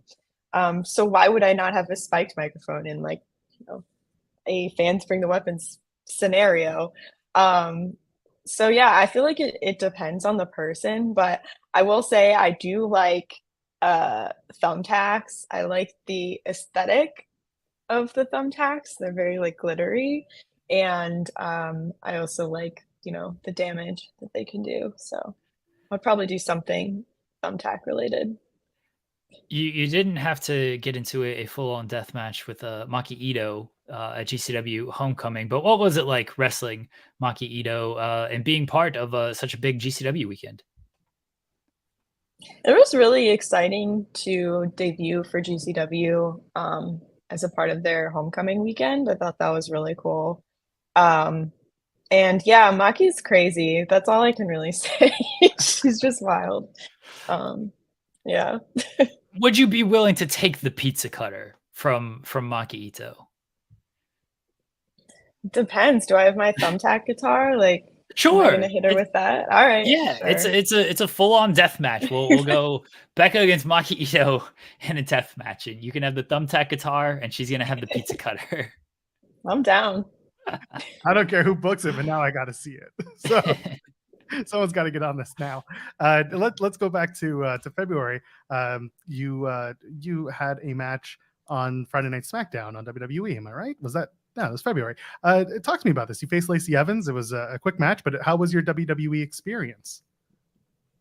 It was awesome. It was, yeah, wrestling live. That was like my first like live TV wrestling experience. So that was really cool. Yeah, I don't know what else to say about it. It was a great experience. I learned a lot, and it was cool to be a part of SmackDown. Any feedback from anybody backstage? Yeah, I received a lot of really helpful feedback backstage. So everyone was very supportive and helpful. Oh, sorry, Joel. I thought you had a follow up on the SmackDown question. You hit it. You hit it for me. Okay. How about your experiences in AEW and also ROH then? How are those working with both those companies? Honestly, had a similar experience every time I've done extra work for them. It's been a great experience. I've learned a lot, and I always get great feedback, like coming to the back, like critiques and things I could do better next time. And I think it's helped me a lot. So I'm very happy I've gotten to do that. I'm taking a look and I'm seeing you had some experience with Team Sea Stars, and of course we know that Del Miexo is the MLW featherweight champion. Is that a title that you, as Becca, the international pop star, are going to want to take a shot at down the line, or are you more focused on your musical aspirations? Oh yeah, I mean, of course I want it. How was I'd how like was the both of her. Oh, sorry. Go ahead. Oh no, I'm sorry to cut you off. Go ahead. Oh, I was just gonna say I want both of those titles. There's also the WXW Women's Champion, which I would like to be at some point. That's right. We got to get you to Germany. How's your German? My German is not great, but I do love Germany and wrestling there. I'm going back in a few weeks for Tag League, the tag tournament, WXW. So yeah, I'll be tagging with Aaron Rourke. Nice. How was performing at MLW Never Say Never? That live performance. How was that? It was iconic. I think it changed MLW forever. You have a stalker now in Love Doug. I mean, what's this guy's deal? I don't know, but I think it's a pattern of behavior, and I think that he needs help, professional help. I want to ask you about beating up podcast hosts, because you have some history in this. So this is a two-part question. One, you've kicked John Alba in the face. How good does that feel? Because he has a very kickable and punchable face, in my opinion. And two, if you ever see this man this way, would you kick him in the face, please? It depends. What is he gonna do something that Yeah, just kick him. Like, requires look me at kicking him. him? Just, Never. Okay. You don't get in trouble for it or anything. Yeah, just kick him. All right. I don't see how this is fair in any conceivable manner that I'm the one who gets punched and kicked. Because Yeah, why I'm don't you willing get Yeah, kicked? thank you. Jeremy? Why doesn't Jeremy get kicked? Because no, you're not willing to ask other wrestlers to kick me, and I am. That's why. It's a valid point. I was going to say I also leave the house more to talk to wrestlers than you do. How was kicking John Alba though, and just working with that guy overall? Oh, it was very satisfying. I think that whole match was a lot of fun. Got to team up with some of my besties and beat up John Alba. Living the dream out there. Yeah, beating what up more John could you Alba. want? Yes. When it comes to being a pop star and an international pop star, who are some of your influences musically? Musically, I have a variety of influences, but I'd say like Charlie XCX is a big influence for me. A lot of like hyper pop. Sophie, another huge influence for me. But honestly, I think in terms of just like aesthetic and attitude and like presence, etc. It all comes down to Britney for me. Okay, Yeah. now Maybe favorite not sound necessarily, but just she is the pop star, so. Okay, let's have a Britney discussion now. Favorite Britney song? Oh man, this is maybe controversial. I'm gonna say "You Better Work, Bitch." I think Oh, you're more the I new school Britney. I love that song. I'm not gonna lie. I listen to it probably every time that I work out. I think that it's one of the most motivating songs ever created. And it may not be, the deepest song, have the most, emotional meaning, but I'm not about the emotions these days. I'm about getting my work done. And when Brittany tells me to work, bitch, I work. That's all the motivation you need. Like if Britney is telling Yeah, you, who cares what anybody else is telling you? exactly. One of the biggest pop stars of all time is out here saying this stuff. All right, this is gonna make or break our relationship, Becca. I hope you know that. This is a very important question This right is the here. kick him in the face question. Yeah, this is very important. What are your thoughts on Taylor Swift? Um, well, I think that she is, very iconic performer. I appreciate that she is, stays true to herself and her brand. I think that, she always looks great, and I do enjoy her music. I think there's a little bit of competitiveness with me with her because she's like, the pop star of the moment right now. And so, she's okay. Oh, just the oh. I'm wearing my Taylor Swift T-shirt and everything, but you said nice things about her. If we can book you against Taylor Swift, maybe you could tack her on like a Eras tour or something, and we could set up a big match here. Oh, I have the match. I know it says Gaga, but we're gonna put Taylor Swift. It's a microphone on a pole match. Wait, I don't know. Gaga might be. Do you want to do Gaga instead? Let's go. Well, who do you think would be more of a challenge for me to fight, Gaga or Taylor Swift? Because Oh, I love Taylor, but I feel like I could take her down pretty easy. But I feel like yeah, Gaga throws hands. Okay, here's yeah. the thing. Yes, Gaga. If it's one-on-one, yeah, Gaga's gonna be wild. Taylor Swift, you get a swarm of fans, game over. You're gonna just be taken down. You won't even get to the ring. You'll be taken out like in your apartment somehow. So someone's gonna know where you're staying, and it's game over. You're not even gonna make it. Wait, you're so right. Like I would have to get like I would have to change my face. Like I would have to move, change my name. Like they would still find me. Yeah, you don't want to mess with the Swifty fan base. It's over. Look, Gaga's got her little monsters though. She got a big time fan base as Yeah. well. I feel like if we're just talking a fight here, one on one, Taylor does have some good size. She looks like she's rangy. She's got some length to her if she knows how to keep some distance. Gaga looks like she just scraps though, and I don't know if Exactly. if it's like a street fight. I wouldn't want to meet Gaga on the streets. That seems rough.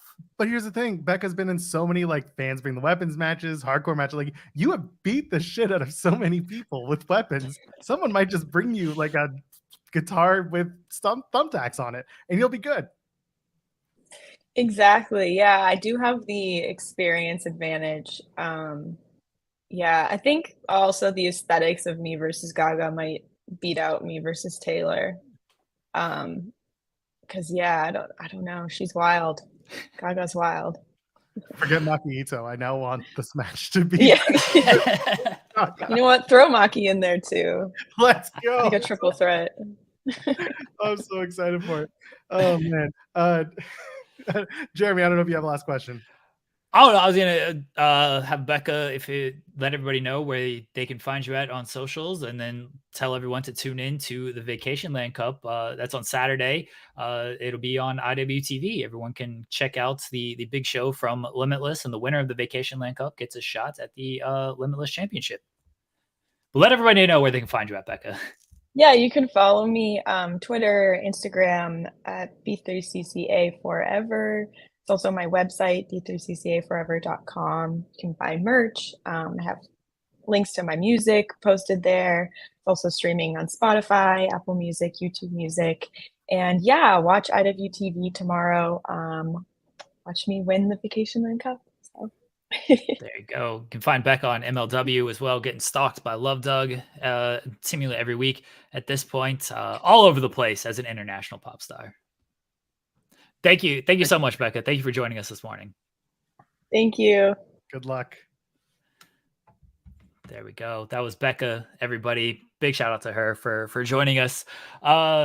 Really, regardless of circumstances, we just appreciate the guests that appear on this show. I will give a shout out to one John Alba, who helped set that up as well. So thank you to Alba, and hopefully he gets kicked in the face. Well, I guess he'll be in Chicago next week. Someone kick him in Chicago. In the face, though. Yeah. Okay. Just making sure. You know what? I going into today, I know you and I were like unsure of how an interview like this would go, and given the news, and we spent the first hour and a bit talking about Windham and everything. I'm really glad that we did this interview because it brings a little bit of levity onto our show, and we had a good chat. We got to talk about having a hardcore match with Taylor Swift and Lady Gaga and Makito. It's so much fun. It's good stuff. Becca was great, and like the music questions were more important than the wrestling questions. Let's be honest about things here. That's what I'm here for. I'm here for the music questions. The crossover is meaningless as long as I get to talk to her about her musical experience. That guitar is wild. Go to her Instagram, go find it because it's pretty cool. Oh man, let's. I want to get the super chat, and then we can move in towards all in conversation. Andrew the Giant sent one just before Becca showed up. Saying LA Knight spoke before about how important he was to him, Bray Wyatt, getting over. However, whatever you say about the match being adjacent to Bray, added importance to him. Talking about the pitch black match. And it's true. Bray made the most of everything that was put in front of him. And if there's one takeaway professionally that you can take from Windham Rotunda, from Bray Wyatt, it's that he took everything and did his absolute best with it. Even when it didn't look like it was going to be great, he still tried to make it so. The thing that, people got to understand when it comes to the sponsorship stuff as well. I was listening to Matt Hardy's podcast this morning, and he talked about the Texas Chainsaw Death Match Massacre match. And I understand people didn't like the pitch black match, and maybe they didn't like the build up and all this other stuff. I understand some of that, but when they get the sponsorship deals, a lot of times these sponsors are very specific on what they want. And the companies and the wrestlers got to go out there and fulfill that. And it might hurt the build to a match, and it might hurt the match itself. But at the end of the day, you got to make these sponsors happy because they're probably paying a lot of money for this stuff. And Bray was put in that position of maybe a pitch black match doesn't make sense for this storyline, but this is what we got to build to. How are we going to get there? And then how it played out. Could have been better in some instances, probably. Could the match have been better and different? No, because it absolutely ruled in every sense of the word. And Bray getting Bo Dallas to take that bump, and then the fire going off at the wrong time as it happened. Just peak pro wrestling in its finest form out there. But yeah, when it comes to a lot of stuff, you got to make sponsors happy, and you got to make even some of the Bray stuff that he wanted to do. We can't do that. We're a PG show. We got to maybe tone down some of this stuff. We don't know. We don't know those conversations that are behind the scenes. We only know what we see on TV, and that's probably only, half of what's actually being discussed and being brought to the table. But that's just what we get to see because there's a lot of factors at play. To wrap that all around of what you talked about, what Sean talked about, what I mentioned earlier, no matter what was given to Bray, whether it was an edict by Vince, Triple H, a writer, whoever he was working with, a sponsor, a television head, standards and practices, the man went out there and committed and did his absolute best with it. Even if it wasn't his full-on creative vision, even if they neutered it a little bit, man went out there and said, okay, I'm going to make this shit work though. And he did. Absolutely. Let's move on. We're going to talk about AEW All In. If you continue sending us super chats, it does not have to be Bray Wyatt related. But if you choose to, you can keep doing that. If you send literally any super chat you send in is going to go to Windham Rotunda's family. It could be about All In. It could be about Becca, whatever it is. Anything that's sent to us on this show for the rest of the show is going to Windham Rotunda and his family. Auntie Collins sends one, for example, love to the boys today. And we appreciate you too. We send our love as well. Thank you for that. Someone asked if Sean Ross Sapp joined the stream. He did earlier. Go ahead, Jeremy. Thank you for joining, for sending the super chats. Thanks, Auntie Collins. And yeah, Sean was on earlier. Before we transitioned, I wanted to make sure I got this out there because it was about the Becca interview. Our pal John Alba sent me a message. She says, "Can you tell him I said thank you?" And she said, "Probably my favorite interview I've done." So there you go. I love it when talent lies to us. That's yeah, I know, right? Thank you for lying, Becca. But no, she was fantastic, and hopefully she did actually enjoy it and is not lying on this. But yes, we appreciate it. That's good stuff. Thank you for sharing that. That's very funny. So yeah, let's talk about All In. There's a press junket happening as we speak over right now. I saw that Denise Salcedo is over there. She's getting all this conversations going at least. Denise Salcedo does these interviews and then like they're posted within like a minute after she is I don't know the kind of internet what hotspot she has. It is always the greatest thing in the world. It's always clean audio and everything. An absolute monster of a human, Denise Salcedo, despite her size. I was gonna say when we were at Forbidden Door in Toronto, she was like, as we were leaving, it's 2:30 in the morning, and she's got like her camera and her tripod and her bag and her computer. She's carrying everything, and people are just like, "Can we give like people from media?" We were all just sitting in a room together. Like, can we give you a hand, like to get you to where you're going? She's like, "Nope, I do this solo all the time." She just amazing. I put her over because she deserves the flowers every time. She gets in, she does the work, she goes back to her hotel, she uploads, cuts everything. Everything gets done because she's right there immediately. She works like a son of a bitch. She is amazing. But yeah, so that's going on. The junk is going to be there. Tempest is there on behalf of Fightful. We're looking forward to the conversations that come from that. But there's a show. It's on Sunday. It's going to be 80,000 strong. Some changes have been made to the show as we kind of break down the card like everyone. Well, our favorite matches and some of the changes that have come with it, because I don't think we need to go match by match. It's just we're going to talk a little bit about what we're looking forward to. But, scale of 1 to 10, Jeremy, now that we know how this card shaped up, how are you feeling about it? I know I said this on Wednesday of like, I'm looking forward to it.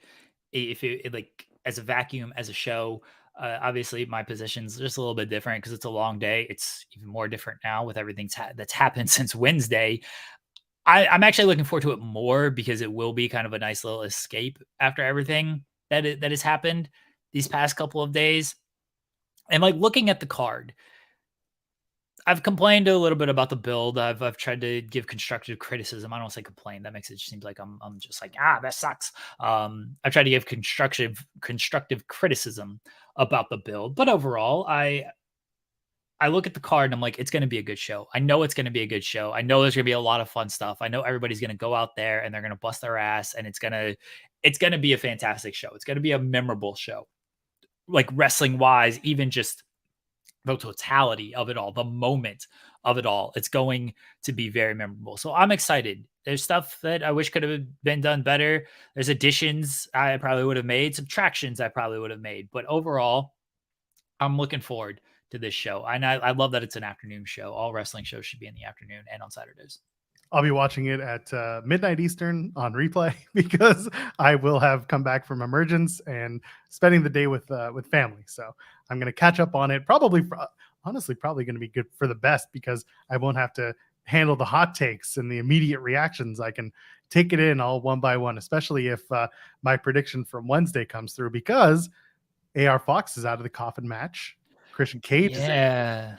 AR Fox, for some reason, also seemingly out of Mogul Affiliates. Mogul Embassy as it is. Darby Allin and Sting take on Swerve Strickland and Christian Cage. I understand the Christian side of this, considering it's going to be the TNT Championship on the line at All Out a week later. So you kind of factor in the TNT Championship picture. But the way that we got to it with AR Fox and the backstage portion of the conversation made this a very confusing setup for the coffin match. So yeah, let's talk about this for a second. It's strange. You know what? I don't know with Fox. Nothing's been explicitly stated of his travel and everything, so I have no idea.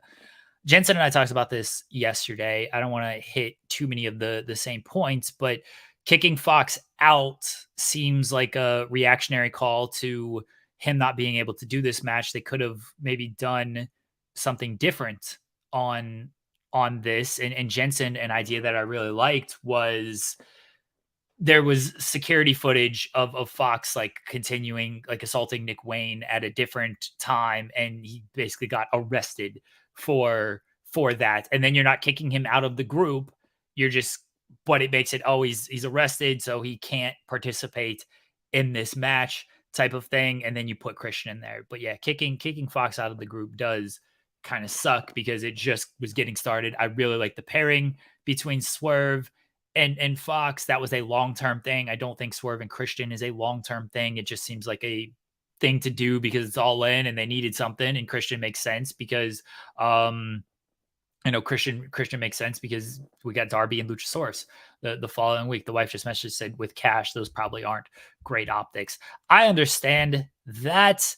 I would hope maybe people understand the difference when it comes to wrestling and the real life portion of that. But I get that it maybe isn't great optics of, hey, let's have an AEW wrestler arrested on television when an AEW wrestler is going through something personally in actual real life. At the same time, Cash is freaking wrestling on this show, so I don't know, AEW handles these situations better than real life handles them. I don't know. I just think there could have been other ways to do this other than kicking Swerve out of the group. And the way I suggested was like he loses the match and then Swerve is just disappointed, doesn't kick him out of the group, but it's a life lesson of like, look, you don't capitalize on your moment on Dynamite. I can't trust you to capitalize in 80,000 people in front of Wembley. I need somebody who's been in this position before. Get your shit together, step your game up type of thing. And then out comes Brian Cage and everyone's still confused.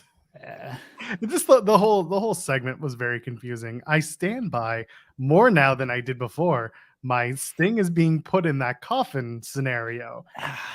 I get it. I know it's a tough. I want to say it's a tough pill to swallow because no, but it's not. I'm not trying to be dickish about it, but like the more I think about it, Tony Khan talking about it so much. Sting is undefeated. Sting has had a great run. Sting's amazing. Sting can do whatever he wants. Darby Allin has a TNT Championship spot.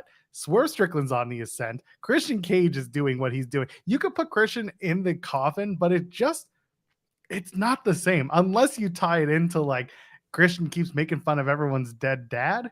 And yeah, that's exactly how you tie it in. Good. Well, and then I guess then Christian gets freaked out and he's just like, and then he stops talking about everyone's dad. But they've already buried Christian once this year. Like, just have him. You can't keep doing that. Well, sure you can. And then Luchasaurus has to show up the following week and Christian's not there because he's still in the coffin. And then Luchasaurus loses to Darby.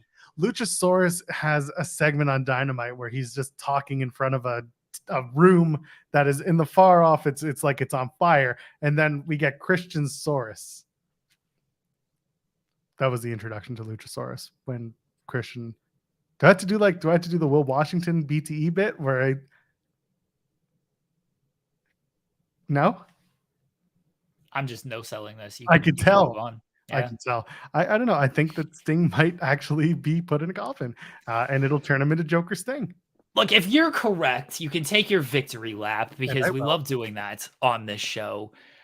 I just don't see Tony Khan doing that in front of 80,000 people and not giving Sting this victory moment to where he gets cheered by everybody. No, that's Sting gets put in the coffin, and then Tony comes running down all the way with the microphone, being like, "No, this isn't how it's supposed to happen." And then he starts breaking the fourth wall, and it's WCW 1999 again. This is not what Tony. We're throwing the story out the window here. We are going for. They might put Prince Nana in the coffin. That's how they friggin' win the match. Honestly, Yeah, like, I heard that discussion. I don't oh think. really? I thought Yeah. I was some lyrical genius by No, coming up sorry, with that buddy. one. You're good, but you ain't that great. Jericho Will Ospreay. This is the segment was really good on Wednesday in terms of getting people excited for the match. The depth chart, not the depth chart, but the heel face chart is kind of all over the place with this match. It's all over the place with this whole damn show. What are we talking about? And again, that's kind of one of the things with AEW that like I kind of take issue with is that in a company where everyone is over at the same time, nobody's over. You know, it's everyone is cheered for, but nobody has, except for Christian Cage, has like that heat, and Don Callis, which like they're both men in their mid 40s, early 50s, so they've done this before. But Jericho and Ospreay again. I'm very curious about this match. I'm looking forward to Jericho showing up at Copper Box on Saturday, and he's got his big concert, I guess. And I love that Will brought that up. You just want to say that. Oh yeah, he's like, this is a vanity project just so your band can play. I was like, Will's clearly reading the internet. Bruv, what are we doing here, bruv? Oh, I love Will Ospreay. Just he's come such a long way as a promo too. I think he's like arguably the best wrestler in the world right now. It's gonna be a good match. I mean, I'd have Ospreay win, but then I don't think he's staying in AEW long term or anything. He's got stuff to do in New Japan. I don't know if he's booked for the upcoming. No, he is. He's defending the title against Yota Tsuji at one of the upcoming Destruction shows, but they start tour September 8th. So I'm looking at their tour schedule to see if Ospreay is part of all of these shows, and it looks like he doesn't look like he's part of the upcoming tour shows, at least the opening night of the tour. So it's possible that he kind of sticks around and maybe does some stuff with AEW, because it doesn't look like he is part of the. Oh, here he is. Okay, never mind. So he's not part of the first night of the tour, which is September 8th, but by September 11th, he does get on the tour. So never mind. Doesn't look like he'll be sticking around in AEW, but Ospreay should still win. Sorry, I just read about Christian Cage roaring in a turtleneck. Christian Saurus. Sure. At least Dave made it funny. Mine was funny too. No. Roar. No. And then Edge shows up and he's Edgesaurus. Anyway, Stadium Stampede. Eddie Kingston's gonna ride a horse. Best friends are going to be there, and Orange Cassidy. I still think that they'll do a battle royal. They should in the on the card, and then the winner of that, not the same night, gets Orange Cassidy because he's part of the Stadium Stampede match. But I would love to see the winner of that this battle royal that doesn't exist yet get a shot at All Out for Orange Cassidy's title. But I feel like they might just do it on Dynamite instead. Yeah, it makes sense to have a battle royal added to this show, because let's pay tribute to the original All In. And it does feel like, you know, there's a lot of people on this card or on this roster who are not on this card. And typically these big cards, I think that's why we got so many multi-man matches. You want to get as many people on the roster as you can. I'm stunned we've only got one women's match. And unless they do a women's battle royal, like, that's all we're going to get. We're going to get the one women's match. Remember on Wednesday when you and I said to each other, Sky Blue and Ruby Soho, why are they doing this? And one of us said, oh, unless Ruby Soho is going to be like, I want the TBS title. And the other one said, what is the reason for that? Like, what is it? Because we have Diamante and we have Willow and we have Chris Statlander, we have Mercedes Martinez doing stuff on Collision. What is the point of someone like Ruby Soho? And we had this round and round conversation and we both agreed it's stupid. And then what does AEW do on Wednesday? Exactly the thing that we said. And it seems like that maybe that's an All Out thing, but I don't think you're adding that to All In at this point. No. If you're going to add I think the only additions to this card, and look, we're 48 hours away from this card.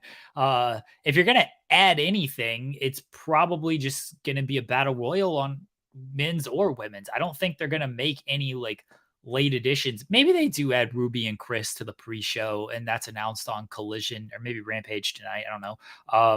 Like maybe they do add that.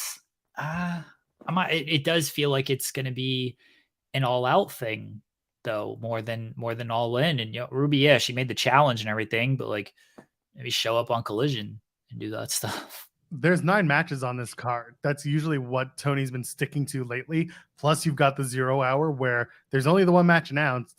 Two.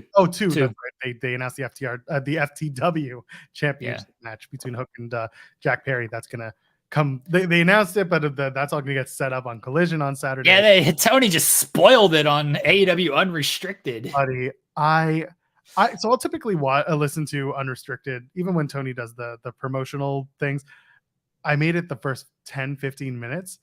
I've never heard a man say Adam Cole, MJF, biggest match ever. And then the 0 hour, the promotional train, like the circular, it was just a circular motion he kept making as he kept talking about this thread, this match. And I'm like, did somebody screw up the editing? Is this like not supposed to be this way? No. He was saying it over and over again. It's very easy. I've listened to enough Tony Khan interviews. You learn how to parse through everything. I stuck with it the whole way through because I was just, I'm committed. And then he said that thing at the very end. I was like, oh, thank God. This wasn't a complete waste of 45 minutes as he just built up there, praised the show that he booked. Here's the thing with Tony Khan. Bless Tony. He does these like local hits and stuff, right? Like I listened to him on a lot of local radio shows. So they were going to Nashville the other week, right? That was the Jarrett thing. Tony's got to stop saying everything is tremendous and huge and important and big. Because when you tell me, this is what he did this on this local show. He's asked about All In. He's like, oh, All In, it's such a big show. It's a monumental show in the history of AEW. It's going to be I think he even said one of our biggest shows of all time. He's like, you know what else is a big show for us? You know what else is a very important show for us? Dynamite this Wednesday. I'm like, Tony, I get what you're trying to do. You're trying to make Dynamite like feel super important 2 weeks out from All In. But when you tell me this Dynamite show is like on the level of All In, you're not lifting Dynamite. You're downplaying the actual importance and how big All In is. It's like it's the UFC thing. It's the UFC thing where there was a time every fighter was the pound for pound best fighter in the world. Anderson Silva, pound for pound best fighter in the world. Jose Aldo, pound for pound best fighter in the world. Demetrius Johnson, pound for pound best fighter. If you're telling me 5 guys are pound for pound the best fighter in the world, none of them are the best fighter in the world.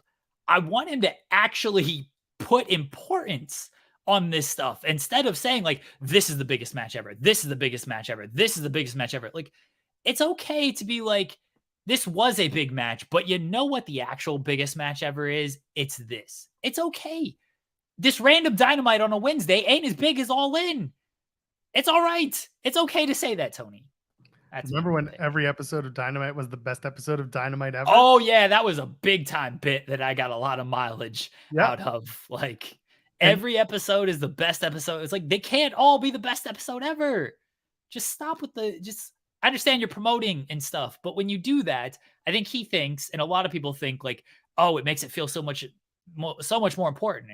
It's like, no, it actually downplays everything else. Like, that's what it actually does. In this sense, yeah, there's it's amazing. An 80,000 plus seat arena stadium is about to fill in on Sunday, and again, I'm excited for this show. I'm excited for a lot of what's on this card. It's just sometimes people start talking. Hate this show, Joel. Come on. Hate it. I hate it. No, I want you to. Oh, you want me to hate it? Okay, Stadium. Be a hater. Stadium Stampede is just gonna suck. There we go. Ortiz and Santana, they're not going to be proud or powerful. They're just going to be spiteful and hateful. That's going to be their new tag team name. Spiteful and hateful. It's honestly a tremendous bit if that's what they did. This Stadium Stampede is going to be interesting. Again, there's a lot of interesting stuff, and that's, I think, where this card gets a little stronger, because again, there's a lot of stuff. I'm looking at the card and I'm just like, there's a lot of multi-man matches, a lot of setup for All Out potential. Where was Hangman Page this week? What is he doing? He wasn't allowed in the building because him and Punk. And I said, okay, I will take this with stride. And I said it. I was like, when the Elite came out first, I was like, oh yeah, no, they're gonna do their match, and then because the other guy's showing up at like 10 o'clock, like they have it built in. They have a set schedule. Punk's gonna be there for the main event to well, not even close the show, but to close, quote unquote, Collision, and then the Elite are gonna open up the show, and they're gonna be there. It's gonna be a whole thing. So yeah, Hangman had to he had to have a drink elsewhere, off site. He had to drink his beer off site, Jeremy. That is fair. That is I get it. That's fair. Have you had arena beer? It's very expensive. I'm sure they are. Anyway, this is they announced House of Black versus the Acclaimed. It's no longer Daddy Ass coming for the House of Black. It's going to be Badass Billy Gunn. I didn't realize he owned the trademark, but apparently I guess he does. It's not going to be the one Billy Gunn. It's not going to be Mr. Ass. It's going to be Badass Billy Gunn. What do you think? Is this going to be he needs the Ass Man rights. Dun, dun. Yeah, it's a banger song right there. I don't think they're going to get it though. It would be amazing if they could buy it out somehow, just for that one night.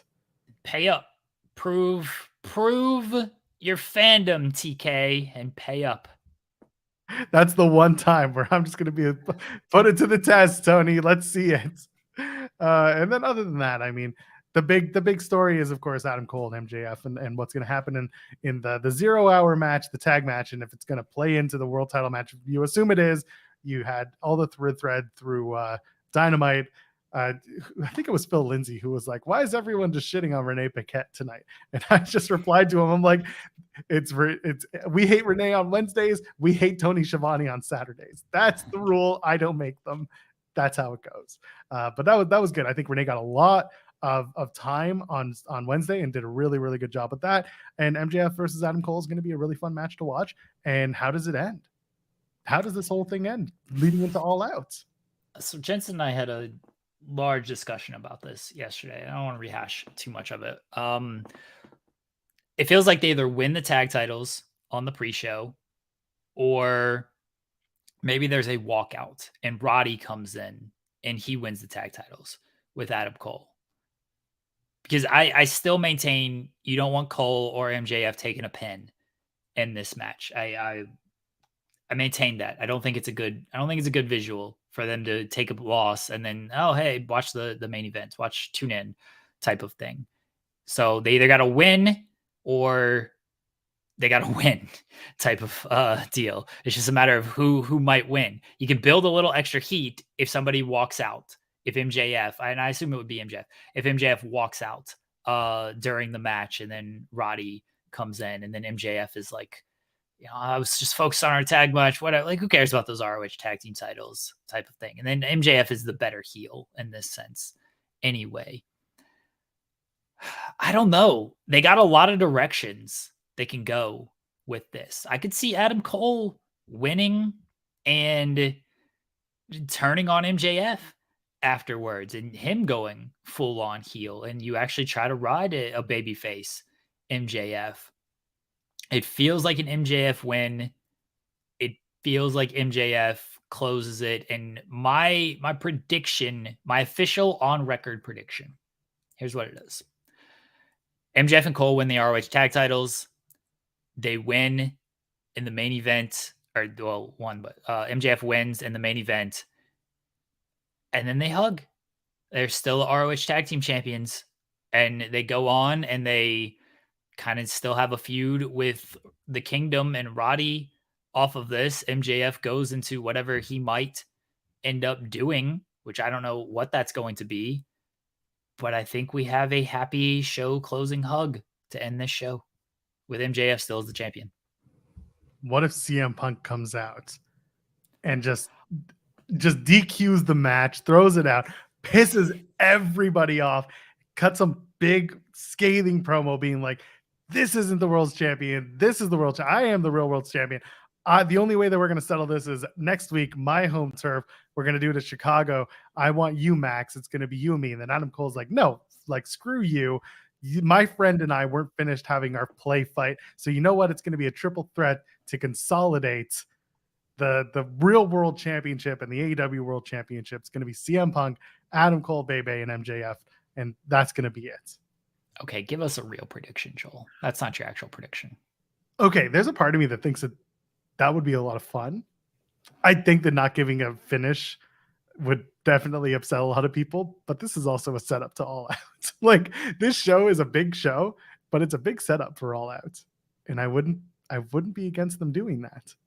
Couldn't you just do the setup as MJF wins and then CM Punk comes out and with his real world title stares him down, and then you do the All Out match?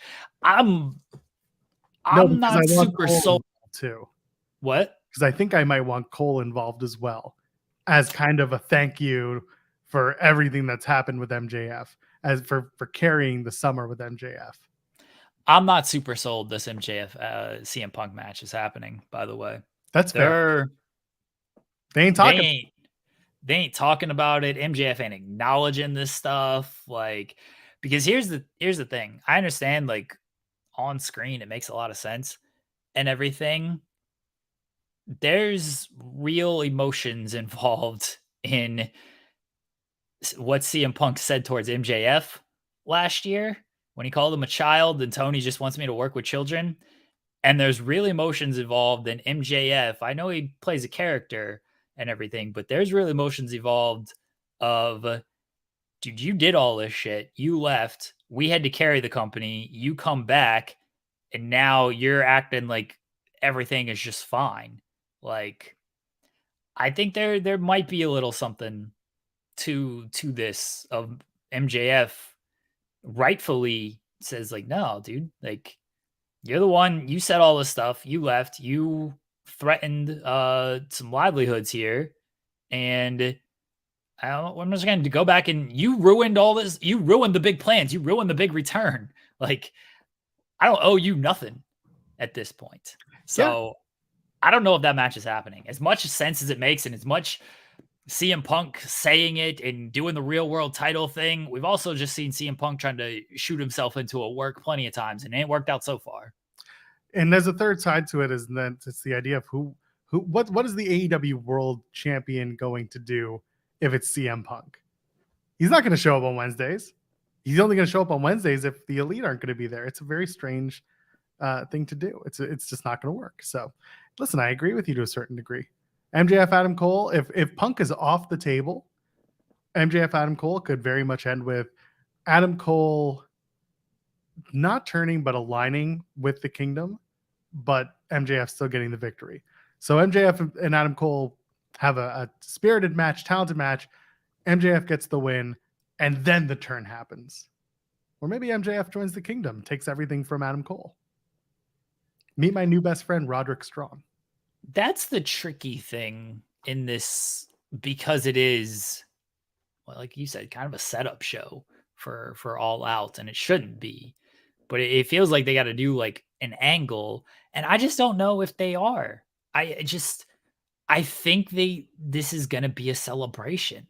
I think this is going to be more of a celebration than maybe people want it to be. I think people maybe do want it to be like part of the story, part of the AEW, Galaxy, part of that, and thread into next week.